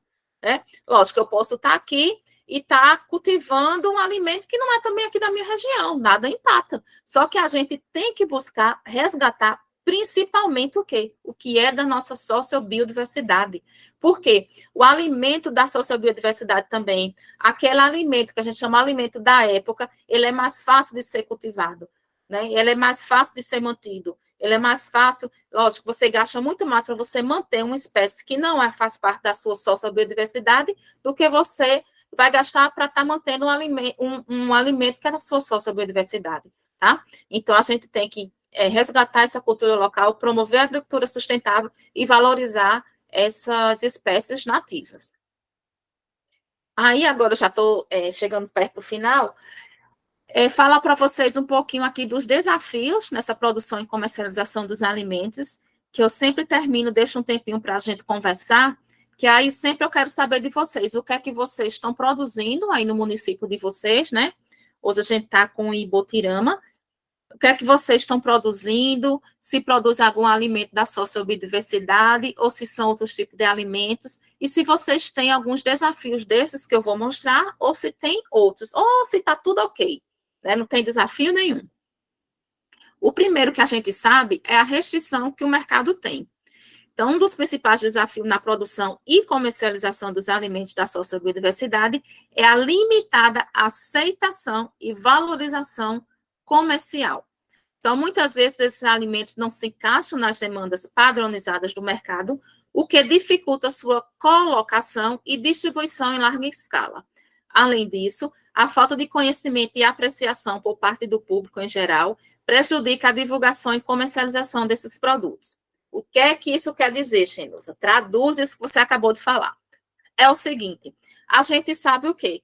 Que do mesmo jeito, né? Vou fazer uma comparação agora aqui. Do mesmo jeito que existe aquele padrão, que, digamos, que o povo fala, entre aspas, de corpo perfeito, não tem? Você tem que estar assim, você tem que estar assado, que isso é terrível. Existe também, hoje em dia, o quê? O padrão de boniteza do alimento. Né? Então, muitas vezes você chega num supermercado, eu botei a imagem aqui da cenoura, aí tem aquela cenoura grande, enorme, bonita, sem falha nenhuma. Aí você olha do lado, e sim, aquela cenoura enorme, bonita, cheia de agrotóxico, né? Aí você olha do lado, tem aquela cenoura pequenininha, toda tronchinha, né? Não que todas são assim, mas alguns são, né? Que não está dentro daquele padrão bonitinho. Aí a pessoa olha e faz, oxe, eu vou pagar mais caro por essa aqui, só porque disse que é orgânica? Não, eu vou comprar essa outra aqui, porque é muito mais bonita. Né? Então, o mercado, ele padronizou também, além de mudar todo o nosso padrão alimentar, ainda padronizou a boniteza do alimento. Então, as pessoas também têm que quebrar esse paradigma de não aceitação, porque o alimento, eu escuto muita gente dizer isso, sabe que o alimento da agroecologia, ele não se encaixa, eu vou pagar mais caro, é uma beterraba pequenininha, é um alimento feio, é uma cebola pequenininha. Gente, eu costumo dizer, quanto menorzinho, mais saudável. Né? Então, quanto menorzinho, a gente sabe que foi ali do pequeno agricultor. As indústrias, realmente, eles têm aquele padrão naquele alimento, por quê? Porque ele está ali cheio de coisa que ele colocou para conservar, para conseguir produzir, cultivar aquele alimento daquele jeito. Então, isso já é a primeira desafio que quem trabalha com esses alimentos da sociobiodiversidade, com alimentos da agricultura orgânica, tem. Só que a gente não pode se deixar bater. Né? Então, a gente tem que mostrar, arrumar modos de mostrar, de incentivar as pessoas a estarem consumindo aquele alimento. Aqui em Petrolina, a gente não achava, há algum tempo atrás, alimento orgânico para vender no supermercado. Se a gente quisesse comprar, tinha que ir para as hortas que tem. E, principalmente, depois da pandemia, a gente viu nos supermercados, tem as prateleiras dos alimentos orgânicos, pequenininhas, tímidas ainda, mas tem. Do mesmo jeito que tem prateleira também dos alimentos da hidroponia. Então, assim, cada vez mais as pessoas estão procurando, né? Então, assim, eu costumo dizer, é um trabalho de formiguinha mesmo. E que a gente está vendo que é um passo a cada dia que vai dando até a gente conseguir desmistificar esse padrão de boniteza do alimento orgânico. E muita gente diz, mas o orgânico, além de ser mais feio, menor é mais caro. Né? Mas também tem a questão da procura. Eu acredito que a partir do momento que aumenta a procura, que o produtor ele começa a aumentar a sua produção também, eu acredito que a tendência também é que baixe um pouco, né? Mas eu costumo dizer, também é injusto querer que um alimento cultivado por um pequeno produtor, que está lá no sol, todo dia, no sol, levando chuva ou levando sol, para produzir, queira que aquele alimento, que aquela pessoa teve todo aquele desgaste, vá competir com o preço também do alimento cheio de agrotóxico que a indústria produziu aos milhares. Então, eu acho que também que é até uma questão injusta da pessoa não valorizar o trabalho também do pequeno agricultor. Então, isso aí é a primeira restrição. Outra coisa também que é desafio, logística e infraestrutura inadequada, e as dificuldades logísticas representam outro obstáculo, né, na produção e comercialização dos alimentos da sociobiodiversidade, porque a gente sabe que não é todo pequeno agricultor que ele tem essa logística, né, de armazenar, de transportar, e aí entra a questão também de perda, de desperdício de alimento, que ocorre durante toda essa cadeia produtiva. Então, as pesquisas também mostram que essa perda alimentar, ela ocorre desde o campo, desde a produção, até chegar na mesa do consumidor. E quando chega na nossa mesa, aí é que a gente desperdiça mais ainda. Então, a falta de estradas adequadas, armazenamento e refrigeração precários, justamente com a distância dos mercados consumidores, muitas vezes torna difícil a entrega desses alimentos de forma eficiente também e rentável. E uma coisa, gente, mais do que importante, que todo mundo hoje em dia tem que falar igual os jovens falam, o pessoal tem que estar antenado. É a questão da tecnologia. Então, a gente tem que conseguir atrelar esse conhecimento tradicional que vocês têm da cultura local com a questão da modernização da tecnologia. Por quê? Porque as pessoas querem o quê? Facilidade. Então, bora lá. As pessoas querem facilidade, o como é que eu vou fazer, tá? Então, aqui em Petrolina, na época da pandemia, surgiram vários grupos de agricultores de produção orgânicas que se reuniram para entregar delivery na época da pandemia e que continuaram, que estão até hoje e que conseguiram alavancar suas vendas, né? Começaram tímido durante o período da pandemia e que estão fortíssimos agora. Então, só precisou de quê, esse pessoal? De um grupo do WhatsApp. Então, toda quarta eles mandam para a gente. Eu estou aqui na lista do meu celular. Depois posso até mandar para vocês no grupo, só para vocês entenderem o tanto de produto. Começaram só vendendo a questão de folhosa. Eu vou mandar só para vocês terem entendimento. E hoje em dia está um monte, tanto de produtos atrelados. Eles foram se juntando, se unindo. Então, eles mandam para a gente a lista do que tem, manda para os grupos, e as pessoas entram em contato com eles. Eu quero isso, isso, isso, isso. Na sexta-feira, eles passam entregando. São alimentos da sociobiodiversidade, alguns, não todos, são alimentos orgânicos. Então, atrelou-se a tecnologia. Não adianta também a gente só querer estar com a banquinha lá na feira com alimento da sociobiodiversidade orgânico, querendo que todo mundo vá sair da sua casa para ir comprar. Essa parte da população que está em casa esperando colocar a sua lasanha pronta no micro-ondas e comer, ela não vai sair, né, assim facilmente. É mais fácil ela dizer, eita, eu tenho a opção de pedir um delivery com alimento saudável, com alimento da sociobiodiversidade, e eu receber na minha casa. Isso eles fazem, tá? Então, eu coloquei essa foto também, essa imagem para vocês, segunda aqui, que esse grupo aqui pensou justamente nisso, né?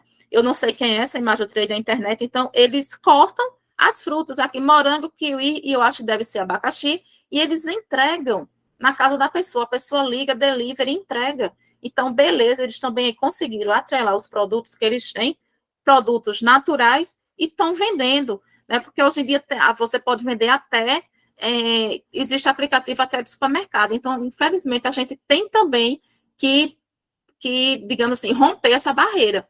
Não adianta dizer, não quero saber de tecnologia, eu não quero saber de WhatsApp, eu não quero saber de aplicativo. A gente tem que vencer essa barreira também, porque isso aí é uma coisa muito forte nessa competição, e que se também a gente não ultrapassar essa barreira, a gente fica para trás também nessa briga cruel, né? Já é tão cruel com vocês que são da agricultura familiar, pequenos produtores, então vamos tentar facilitar também. Enquanto o conhecimento tradicional é valioso, a falta de adoção de práticas modernas, né, pode limitar a produção e a qualidade dos alimentos da sociobiodiversidade, como eu já falei, afetando a competitividade no mercado. Aqui, gente, só para frisar, uma das coisas que pode vir ajudar vocês, e como eu já falei, né, cabe aos agricultores se reunirem, falarem com o município, com o Estado, né, buscar. Então, assim, a gente vê que as políticas públicas, elas também podem dar um incentivo, uma valorização muito maior para esses alimentos da sociobiodiversidade. A gente tem o PENAI, sabemos que o PENAI, ele já é obrigado a comprar, já é lei, no mínimo 30% da sua verba tem que ser destinado a alimentos da agricultura familiar, e por que não esse PENAI não ter também essa cota destinada a esses alimentos da sociobiodiversidade, né? Por que não as políticas públicas criarem uma certificação especial para aquele produtor que está incentivando o consumo de alimentos da sociobiodiversidade, né? Porque não existia um incentivo fiscal dentro das políticas públicas para quem trabalhe com esses alimentos da sociobiodiversidade, né? E por que não essas políticas públicas também, elas podem contribuir com essa questão da educação e conscientização. E aí eu gosto de colocar sempre uma imagem com criança, porque eu acho que qualquer pessoa, em qualquer fase da vida, ela pode ser conscientizada. Mas quando a gente começa a trabalhar com essas crianças desde pequenininha, então elas já tendem a ser, né, adultos mais conscientes em relação a essa questão alimentar. Então, qual é o papel de vocês, como comunidade, como produtores, como agricultores, nesse processo de produção? Então, o primeiro é entender que vocês precisam, sim, ter essa agricultura sustentável, né? Que ela é primordial, e quem mantém esse conhecimento, essas técnicas ancestrais, culturais, locais, são vocês, né? Então, vocês são importantíssimos, né, para essa questão da produção, para a mudança desse padrão alimentar. Esse conhecimento também, né, popular, é vocês que têm. Por mais que as faculdades estudem, as faculdades podem ter projeto de pesquisa que tiver, ele sempre vai ter o projeto de extensão, onde ele sai da faculdade e vai para onde? Visitar as comunidades, vai para o campo, que é vocês que ensinam isso. Então, valorizem que vocês é quem tem esse conhecimento. E vocês também são quem tem essa conexão com o território, né, da questão de valorizar a natureza, o ecossistema, a sociobiodiversidade. Então, vistam a camisa realmente para que vocês mesmos é que têm esse papel fundamental. Outra coisa, a questão da inclusão social, como eu mostrei lá para vocês, aquela questão do pessoal que se reúne, né, para estar produzindo, para estar cultivando, para estar beneficiando esses alimentos da sociobiodiversidade. Tá? Então, é uma oportunidade também de geração de renda e de valorização da cultura local. Então, traz também o alimento da sociobiodiversidade, traz também essa questão da inclusão social. E que a gente sabe o quê? Que a política pública e os incentivos, né, elas podem também facilitar o acesso a esses alimentos, né? Então, depende também de quê? Muito, como eu falei, da postura de vocês, diante dos municípios, diante das lideranças políticas que tem, buscar estar sempre melhorando a questão da valorização desse agricultor também, que trabalha e que incentiva a produção desses alimentos da sociobiodiversidade. Aqui, eu vou mandar também esse catálogo para vocês, que é um catálogo de produtos da sociobiodiversidade do Brasil, que ele traz algumas, como é que eu digo, experiências de algumas regiões, né, é mais do Amazonas. Eu achei muito interessante ele, porque ele fala até da produção de carne de jacaré, né, do beneficiamento, produção não, né, o beneficiamento da carne do jacaré, tá?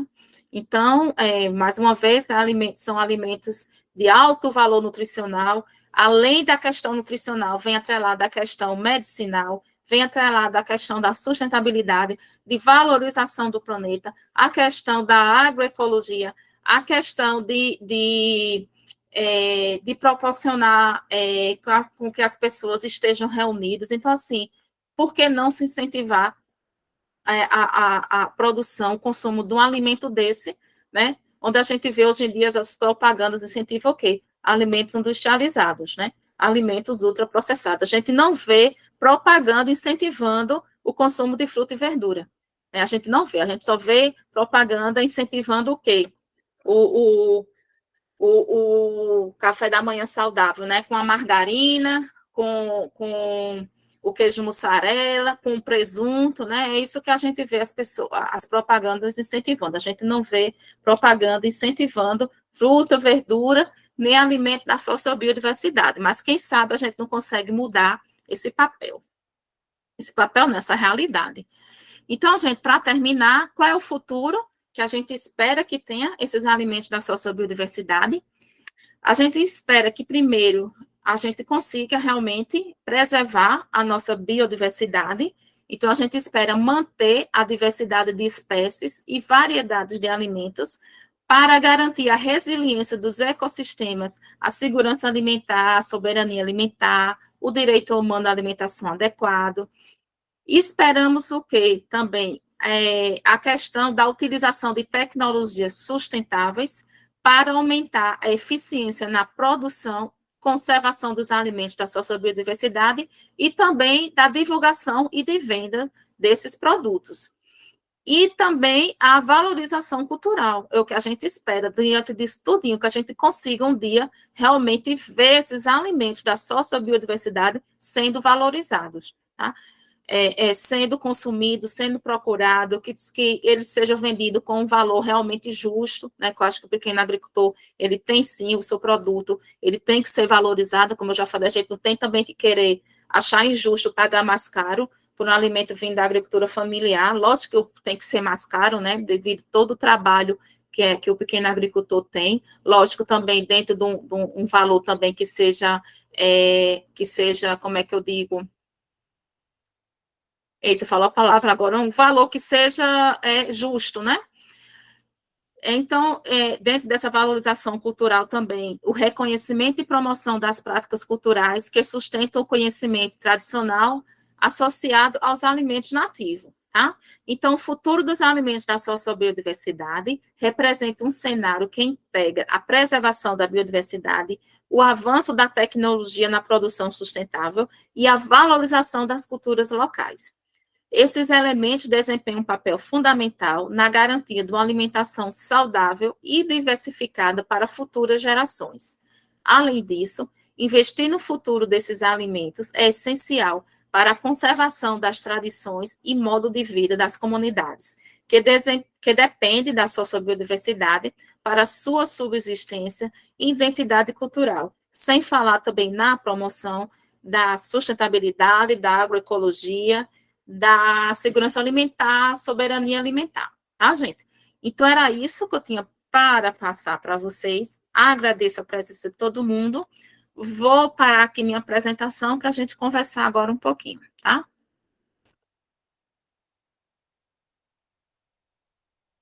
Deixa eu parar aqui a apresentação. Bom, gente, estou vendo que já tem gente aqui com a mão levantada, tá? Então, era isso que eu tenho que passar para vocês. Espero que vocês tenham gostado da apresentação. Então, quem tiver dúvida, depoimento, eu vou abrir agora para cada um. Eu queria escutar de vocês, como eu falei, a experiência que vocês estão tendo, né? Os alimentos que vocês beneficiam, que vocês cultivam, alguma dificuldade, como é que está sendo essa questão dessa produção de vocês, tá? Cadê aqui? Deixa eu abrir aqui a fila. É Gelma, é? Tá com a mão levantada? Quer falar?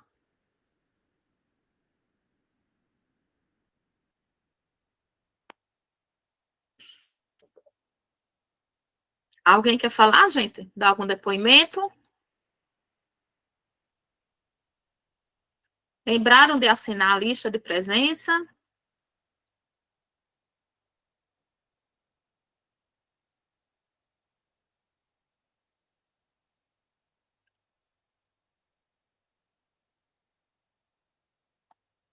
Ninguém quer falar? Ninguém tem experiência nenhuma?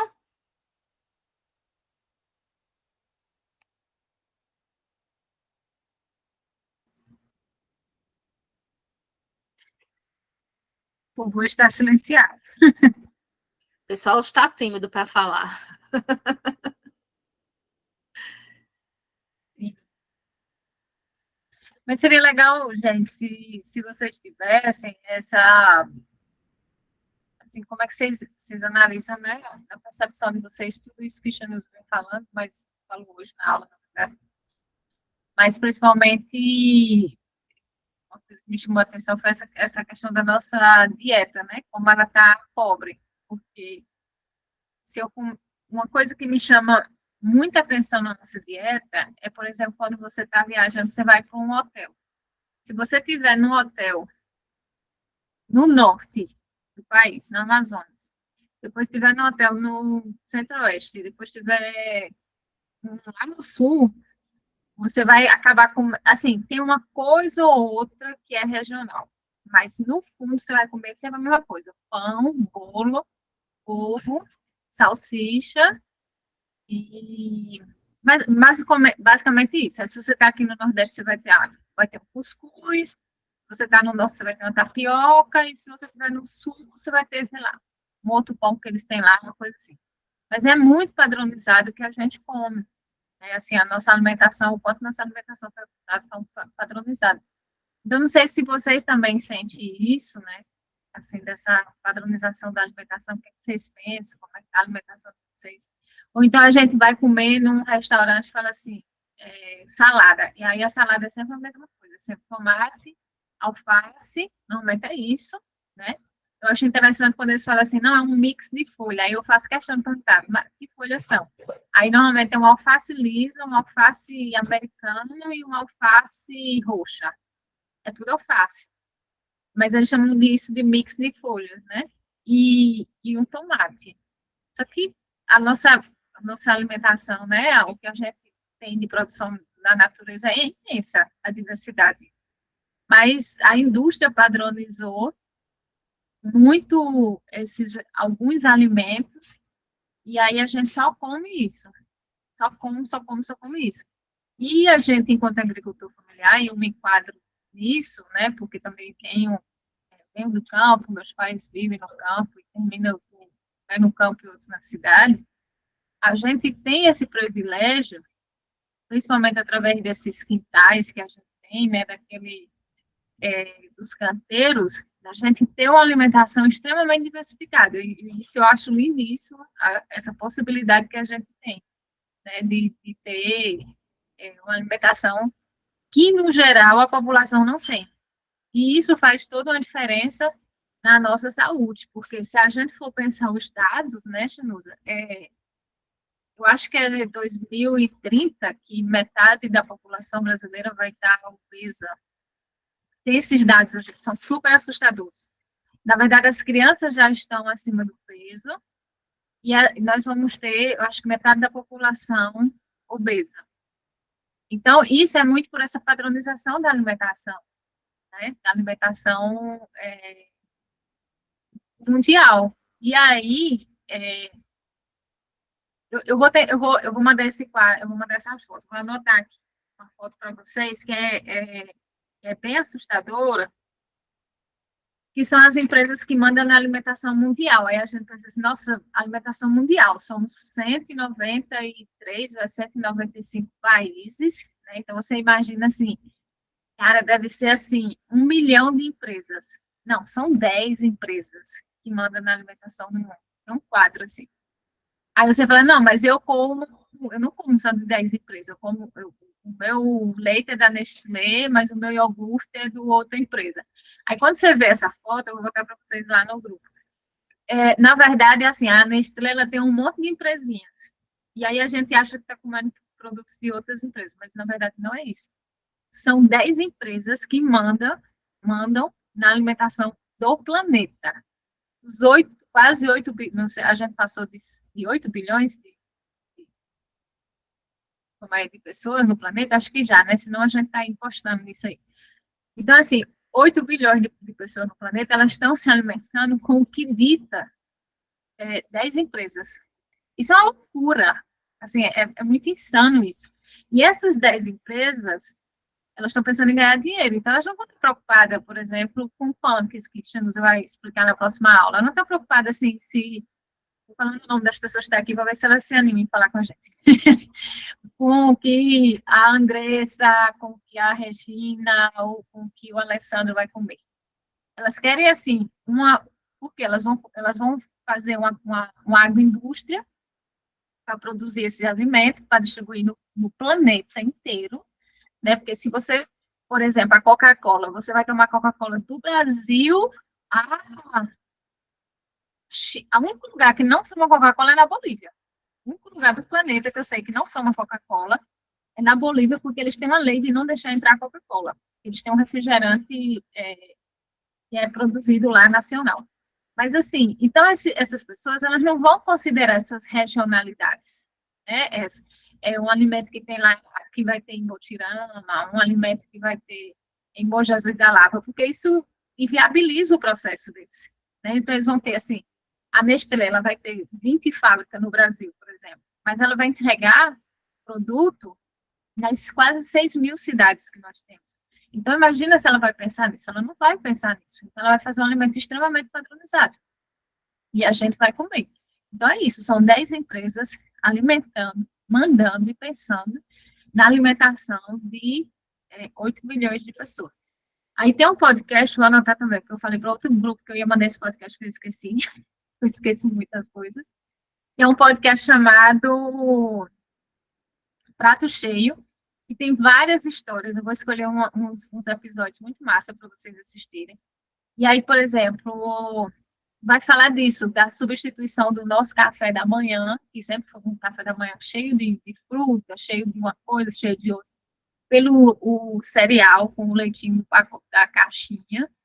Vai falar, por exemplo, de quando a Nestlé, que por sinal responde processo por isso, falou ali nos anos 80, anos 90, que o leite de caixa, o leite da latinha era mais saudável que o leite materno. Olha que loucura.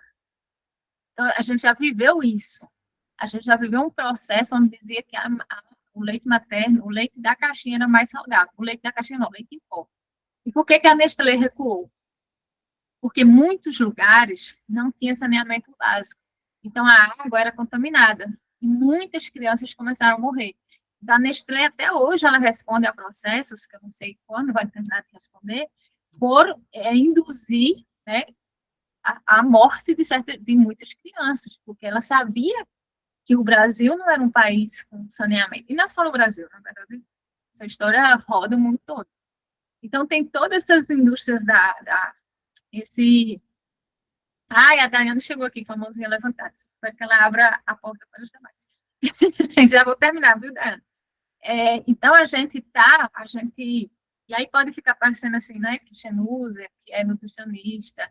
Eu não sou nutricionista, eu sou veterinária. Que a gente é aquele povo doido que fica comendo capim ou qualquer coisa, que fica levantando as bandeiras do não coma isso, não coma aquilo. Não é isso, é para a gente ser crítico. É claro que a gente vai tomar Coca-Cola. Inclusive, eu tomei 2 dedinhos hoje no meu almoço, tá? É claro que a gente, uma hora ou outra, a gente vai comer um Nestlé, uma coisa assim da vida. A gente vai. O que a gente não pode, se a gente tem condições, porque tem pessoas que não têm condições, isso é fato, mas quando eu estou falando de agricultores familiares, normalmente todo mundo pode ter um canteiro, porque tem um espaçozinho, tem um restinho de água ali que sobrou da pia, que pode fazer um processo de limpeza dessa água e usar para irrigar.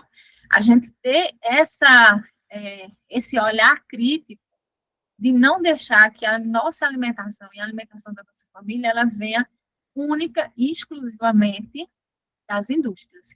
Tem gente que vai morando em cidades que não tem para onde correr. Por quê?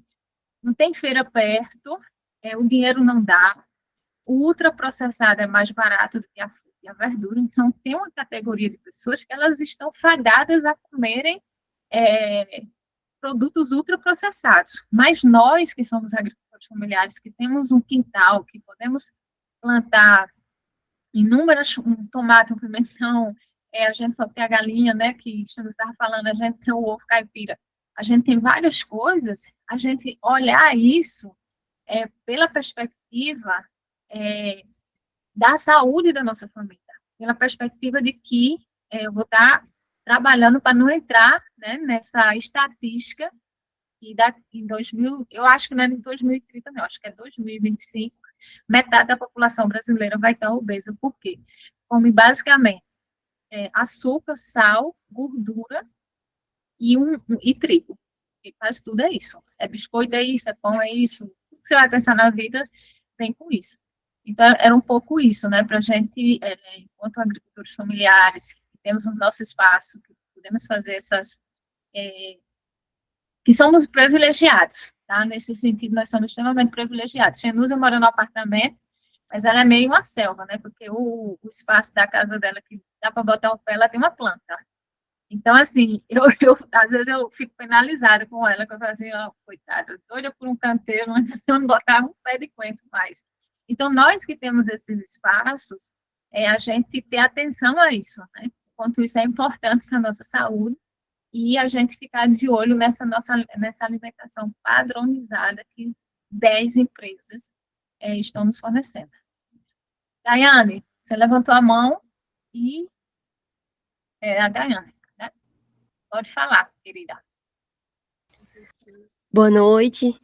Eu gostaria pela oportunidade, né, de agradecer tanto o conhecimento que foi passado e que, assim, são informações, são saúde, são formas de trabalho que a gente vai estar levando para campo, vai estar fazendo em nossa casa, vai estar ensinando famílias, vai estar de uma maneira, mesmo que pequena, mas de uma intenção muito importante de trazer benefícios, de através dos próprios alimentos, promover remédios e trazer uma alimentação saudável, produzir. Então, são coisas assim que são informações muitíssimo importantes, né? Coisas que a gente, assim, não teria tanto conhecimento, mas são coisas importantíssimas para a gente levar para o campo, para a gente ensinar, para a gente estar trocando conhecimento, né? Porque é uma jornada também que a gente aprende muito, troca muito conhecimento, e agradecer e parabenizar que foi passado para a gente, pelo menos para mim, eu achei de uma maneira muito interessante, muito compreensiva, deu para pegar, assim, todos as falas, todos os ensinamentos aí, e agora é agradecer e colocar em prática. Obrigada, Daiane. Eu fico feliz que vocês tenham gostado. E assim, só para frisar uma coisa, né?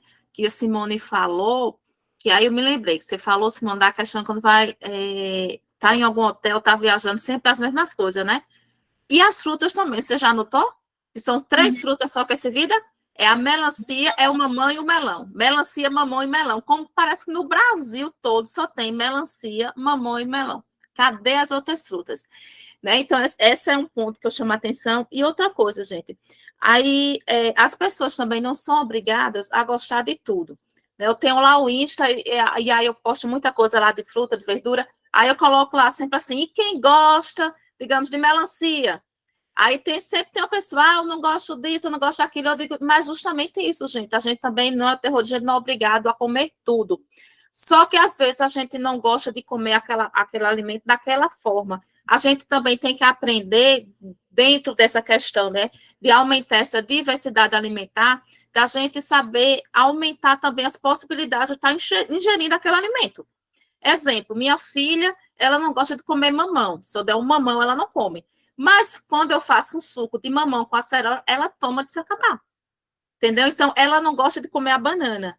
Mas quando eu faço uma preparação que eu machuco a banana, boto iogurte, boto aveia, ela come de se acabar. Então, as pessoas também têm que entender que para a gente aumentar, diversificar a alimentação, também tem formas de a gente comer aquele alimento. Às vezes não gosta de comer uma cenoura crua, uma verdura, mas come uma cenoura na sopa. Então, a gente também leva essa questão em conta quando a gente fala da gente aumentar essa diversidade alimentar, porque realmente nossa dieta está muito monótona. E aí, esse padrão monótono também, junto com essa questão do hábito alimentar inadequado, que está fazendo surgir também as doenças aí, né? Diante de tanto alimento que a gente tem aí. E minha casa, Simone, um dia eu acho que eu vou lá roubar um pedacinho da sua terra, aqui a Simone é agricultora, porque a coitada da minha varanda realmente é cheia de planta ali, de panca, e tem hora que morre, tem hora que sobrevive, é aquela agonia, mas eu ainda estou aqui na meu, e morando num apartamento, né? Minha cebolinha lá cultivada, meu coentro. Quando a gente quer, a gente faz. É lógico que eu não vou conseguir colocar uma árvore na minha varanda, né? Mas tem certas coisas que dá, sim, para a gente estar cultivando. Eu estou esperando, viu, Simone, uma doação sua aí, num pedacinho de terra. Pronto, menina, vamos negociar isso aí. Vamos trocar por umas informações a mais sobre alimentação saudável e tá tudo certo.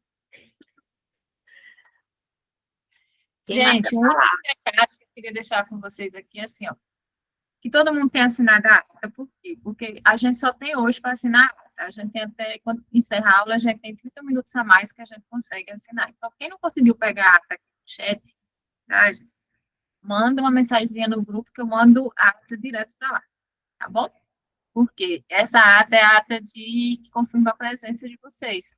Porque aí no final a gente vai contabilizar todas as presenças, né, para a questão do certificado e tudo mais, tá bom? E eu já estou botando lá os podcasts, tá? Eu estou escolhendo uns aqui que eu assisti que são muito bons. Na verdade, eu recomendo assistir todos desse podcast, mas eu estou escolhendo os episódios que são excelentes, que faz a gente falar assim, nossa, estou sendo super marionete na mão das empresas.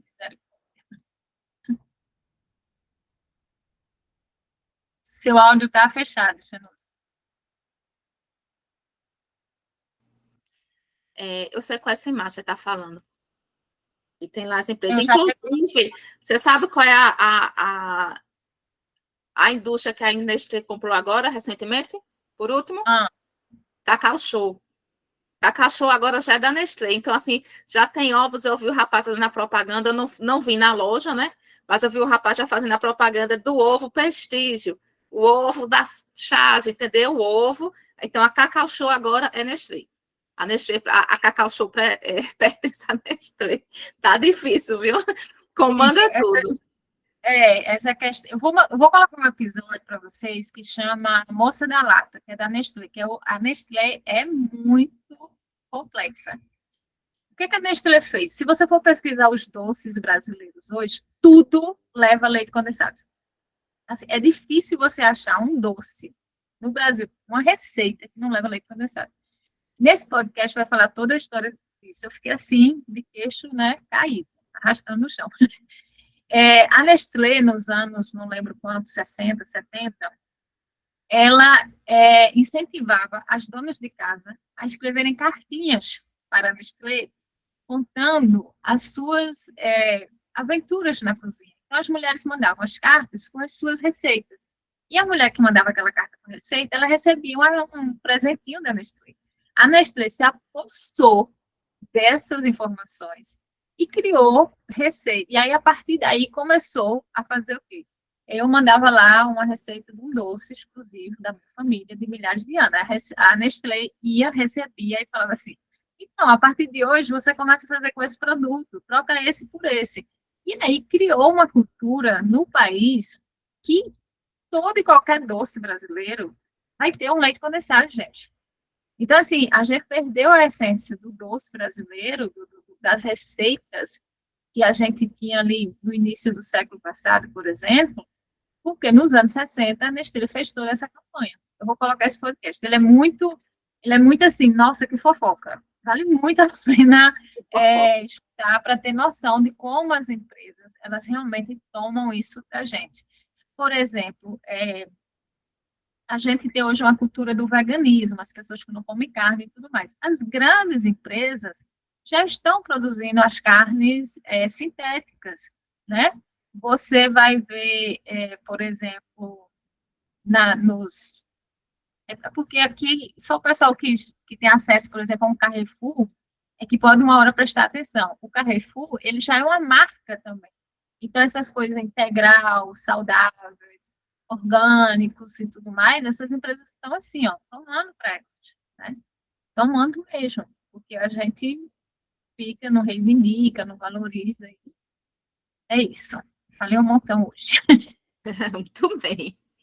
Gente, só para terminar, deixa eu mostrar aqui para vocês, para não ficar sem mostrar, que eu mostrei para as outras turmas, para não ficar sem mostrar para vocês, tá? Rapidinho aqui. Aqui, gente, eu vou mandar o material que eu vou mandar para vocês, tá? Eita, não é isso aqui não, peraí. Vou abrir o material aqui errado. Aqui, isso aqui. Apareceu? Esse manual aqui para vocês, tá?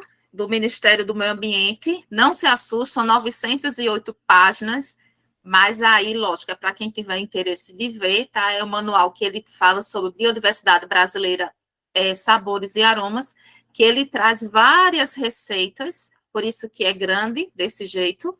Ele traz receitas só com alimentos da sociobiodiversidade e dentro delas também tem receita com punks. E aí ela traz por região, tá? Então aqui que eu tô olhando, região sudeste, cadê o nordeste? Região norte, acho que esse aqui que tem coisa. Região nordeste aqui, ó. Então, ele traz exemplos de entradas. Então, a gente vê receita com umbu, com pitanga, com caju, com murici, com genipapo, com piqui, tá? Prato principal também, com peixe, sobremesa, bebida, tá? Então, achei isso aqui é um material muito rico. Então, ele trata só de receitas, tá? Então, quem tiver interesse vai estar lá. Vou mandar esse material para vocês. Vou mandar o Guia Alimentar para a População Brasileira e mandar esse outro daqui, que eu também acho fantástico. Vejam, pelo menos essa aqui, ó, da questão do manejo do jacaré, né? Que essa comunidade aqui, ó. Aí ele começa a mostrar aqui os ovinhos, deixa eu diminuir aqui. Os ovos, né, do jacaré aqui, lógico que eles levam em questão a sustentabilidade, a questão de preservação do jacaré também, mas que é um alimento também da sociobiodiversidade de lá, ó, aqui no caso é da Amazonas, e que eles já beneficiam aqui, ó, já tem a carne do jacaré, inclusive com sim. Então, veja que possibilidade maravilhosa, né, eles conseguiram entender que o jacaré podia ser utilizado fonte de proteína, um alimento da sociobiodiversidade, né? Então, aqui são várias experiências com vários alimentos, tá? E para incentivar vocês também, né? Para vocês se inspirarem aí nesses casos, tá? Vou estar mandando para vocês.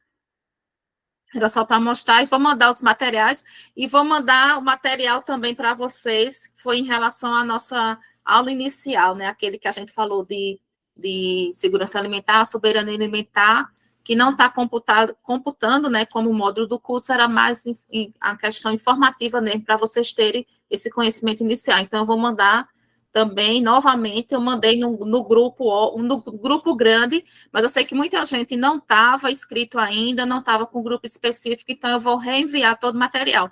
E essa aula também, os slides também eu mando PDF para vocês também, tudinho, tá? Não se preocupem, não. Espero que tenham gostado e leiam também esse material complementar, tá? Porque depois também a gente vai mandar uma avaliaçãozinha para vocês também, coisa simples, só para a gente ver, ter esse feedback de vocês, realmente, se vocês entenderam.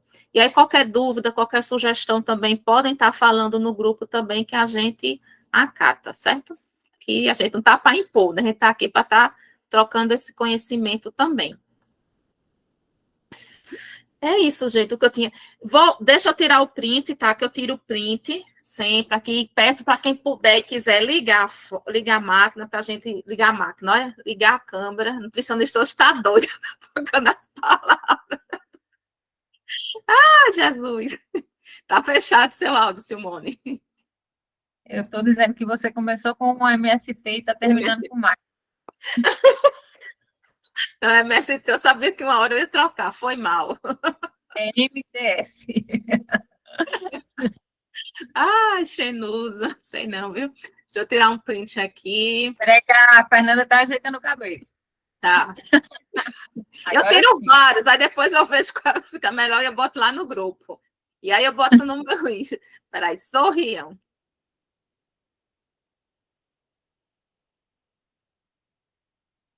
Olha, que povo chique. Muito bem. A Regina chega e se deitou, olha, tirando pose especial. Muito bem, gente. Então, muito obrigada pela presença de todos vocês. Né? Próximo módulo, não falta, o próximo módulo a gente vai falar sobre as plantas alimentícias não convencionais, são minhas queridinhas do meu doutorado e da minha casa, que eu converso, que eu chamo de filha, minhas filhas. Aí a minha filha disse que eu preciso ser estudada. Minha filha, mãe, você precisa ser estudada, porque fala com as plantas e chama as plantas de filha. Eu digo, mas são as filhas da natureza. Eu vou terminar. Muito obrigada, gente. Eu vou terminar a gravação aqui. Deixa eu terminar. Tenham um ótimo final de semana, né? Que a gente já está terminando a semana praticamente. Tenham um ótimo final de semana, ótima Semana Santa, né? Que a gente só vai se ver depois da Semana Santa. Deixa eu terminar aqui. Cadê? Cida quer falar? Cida levantou a mão.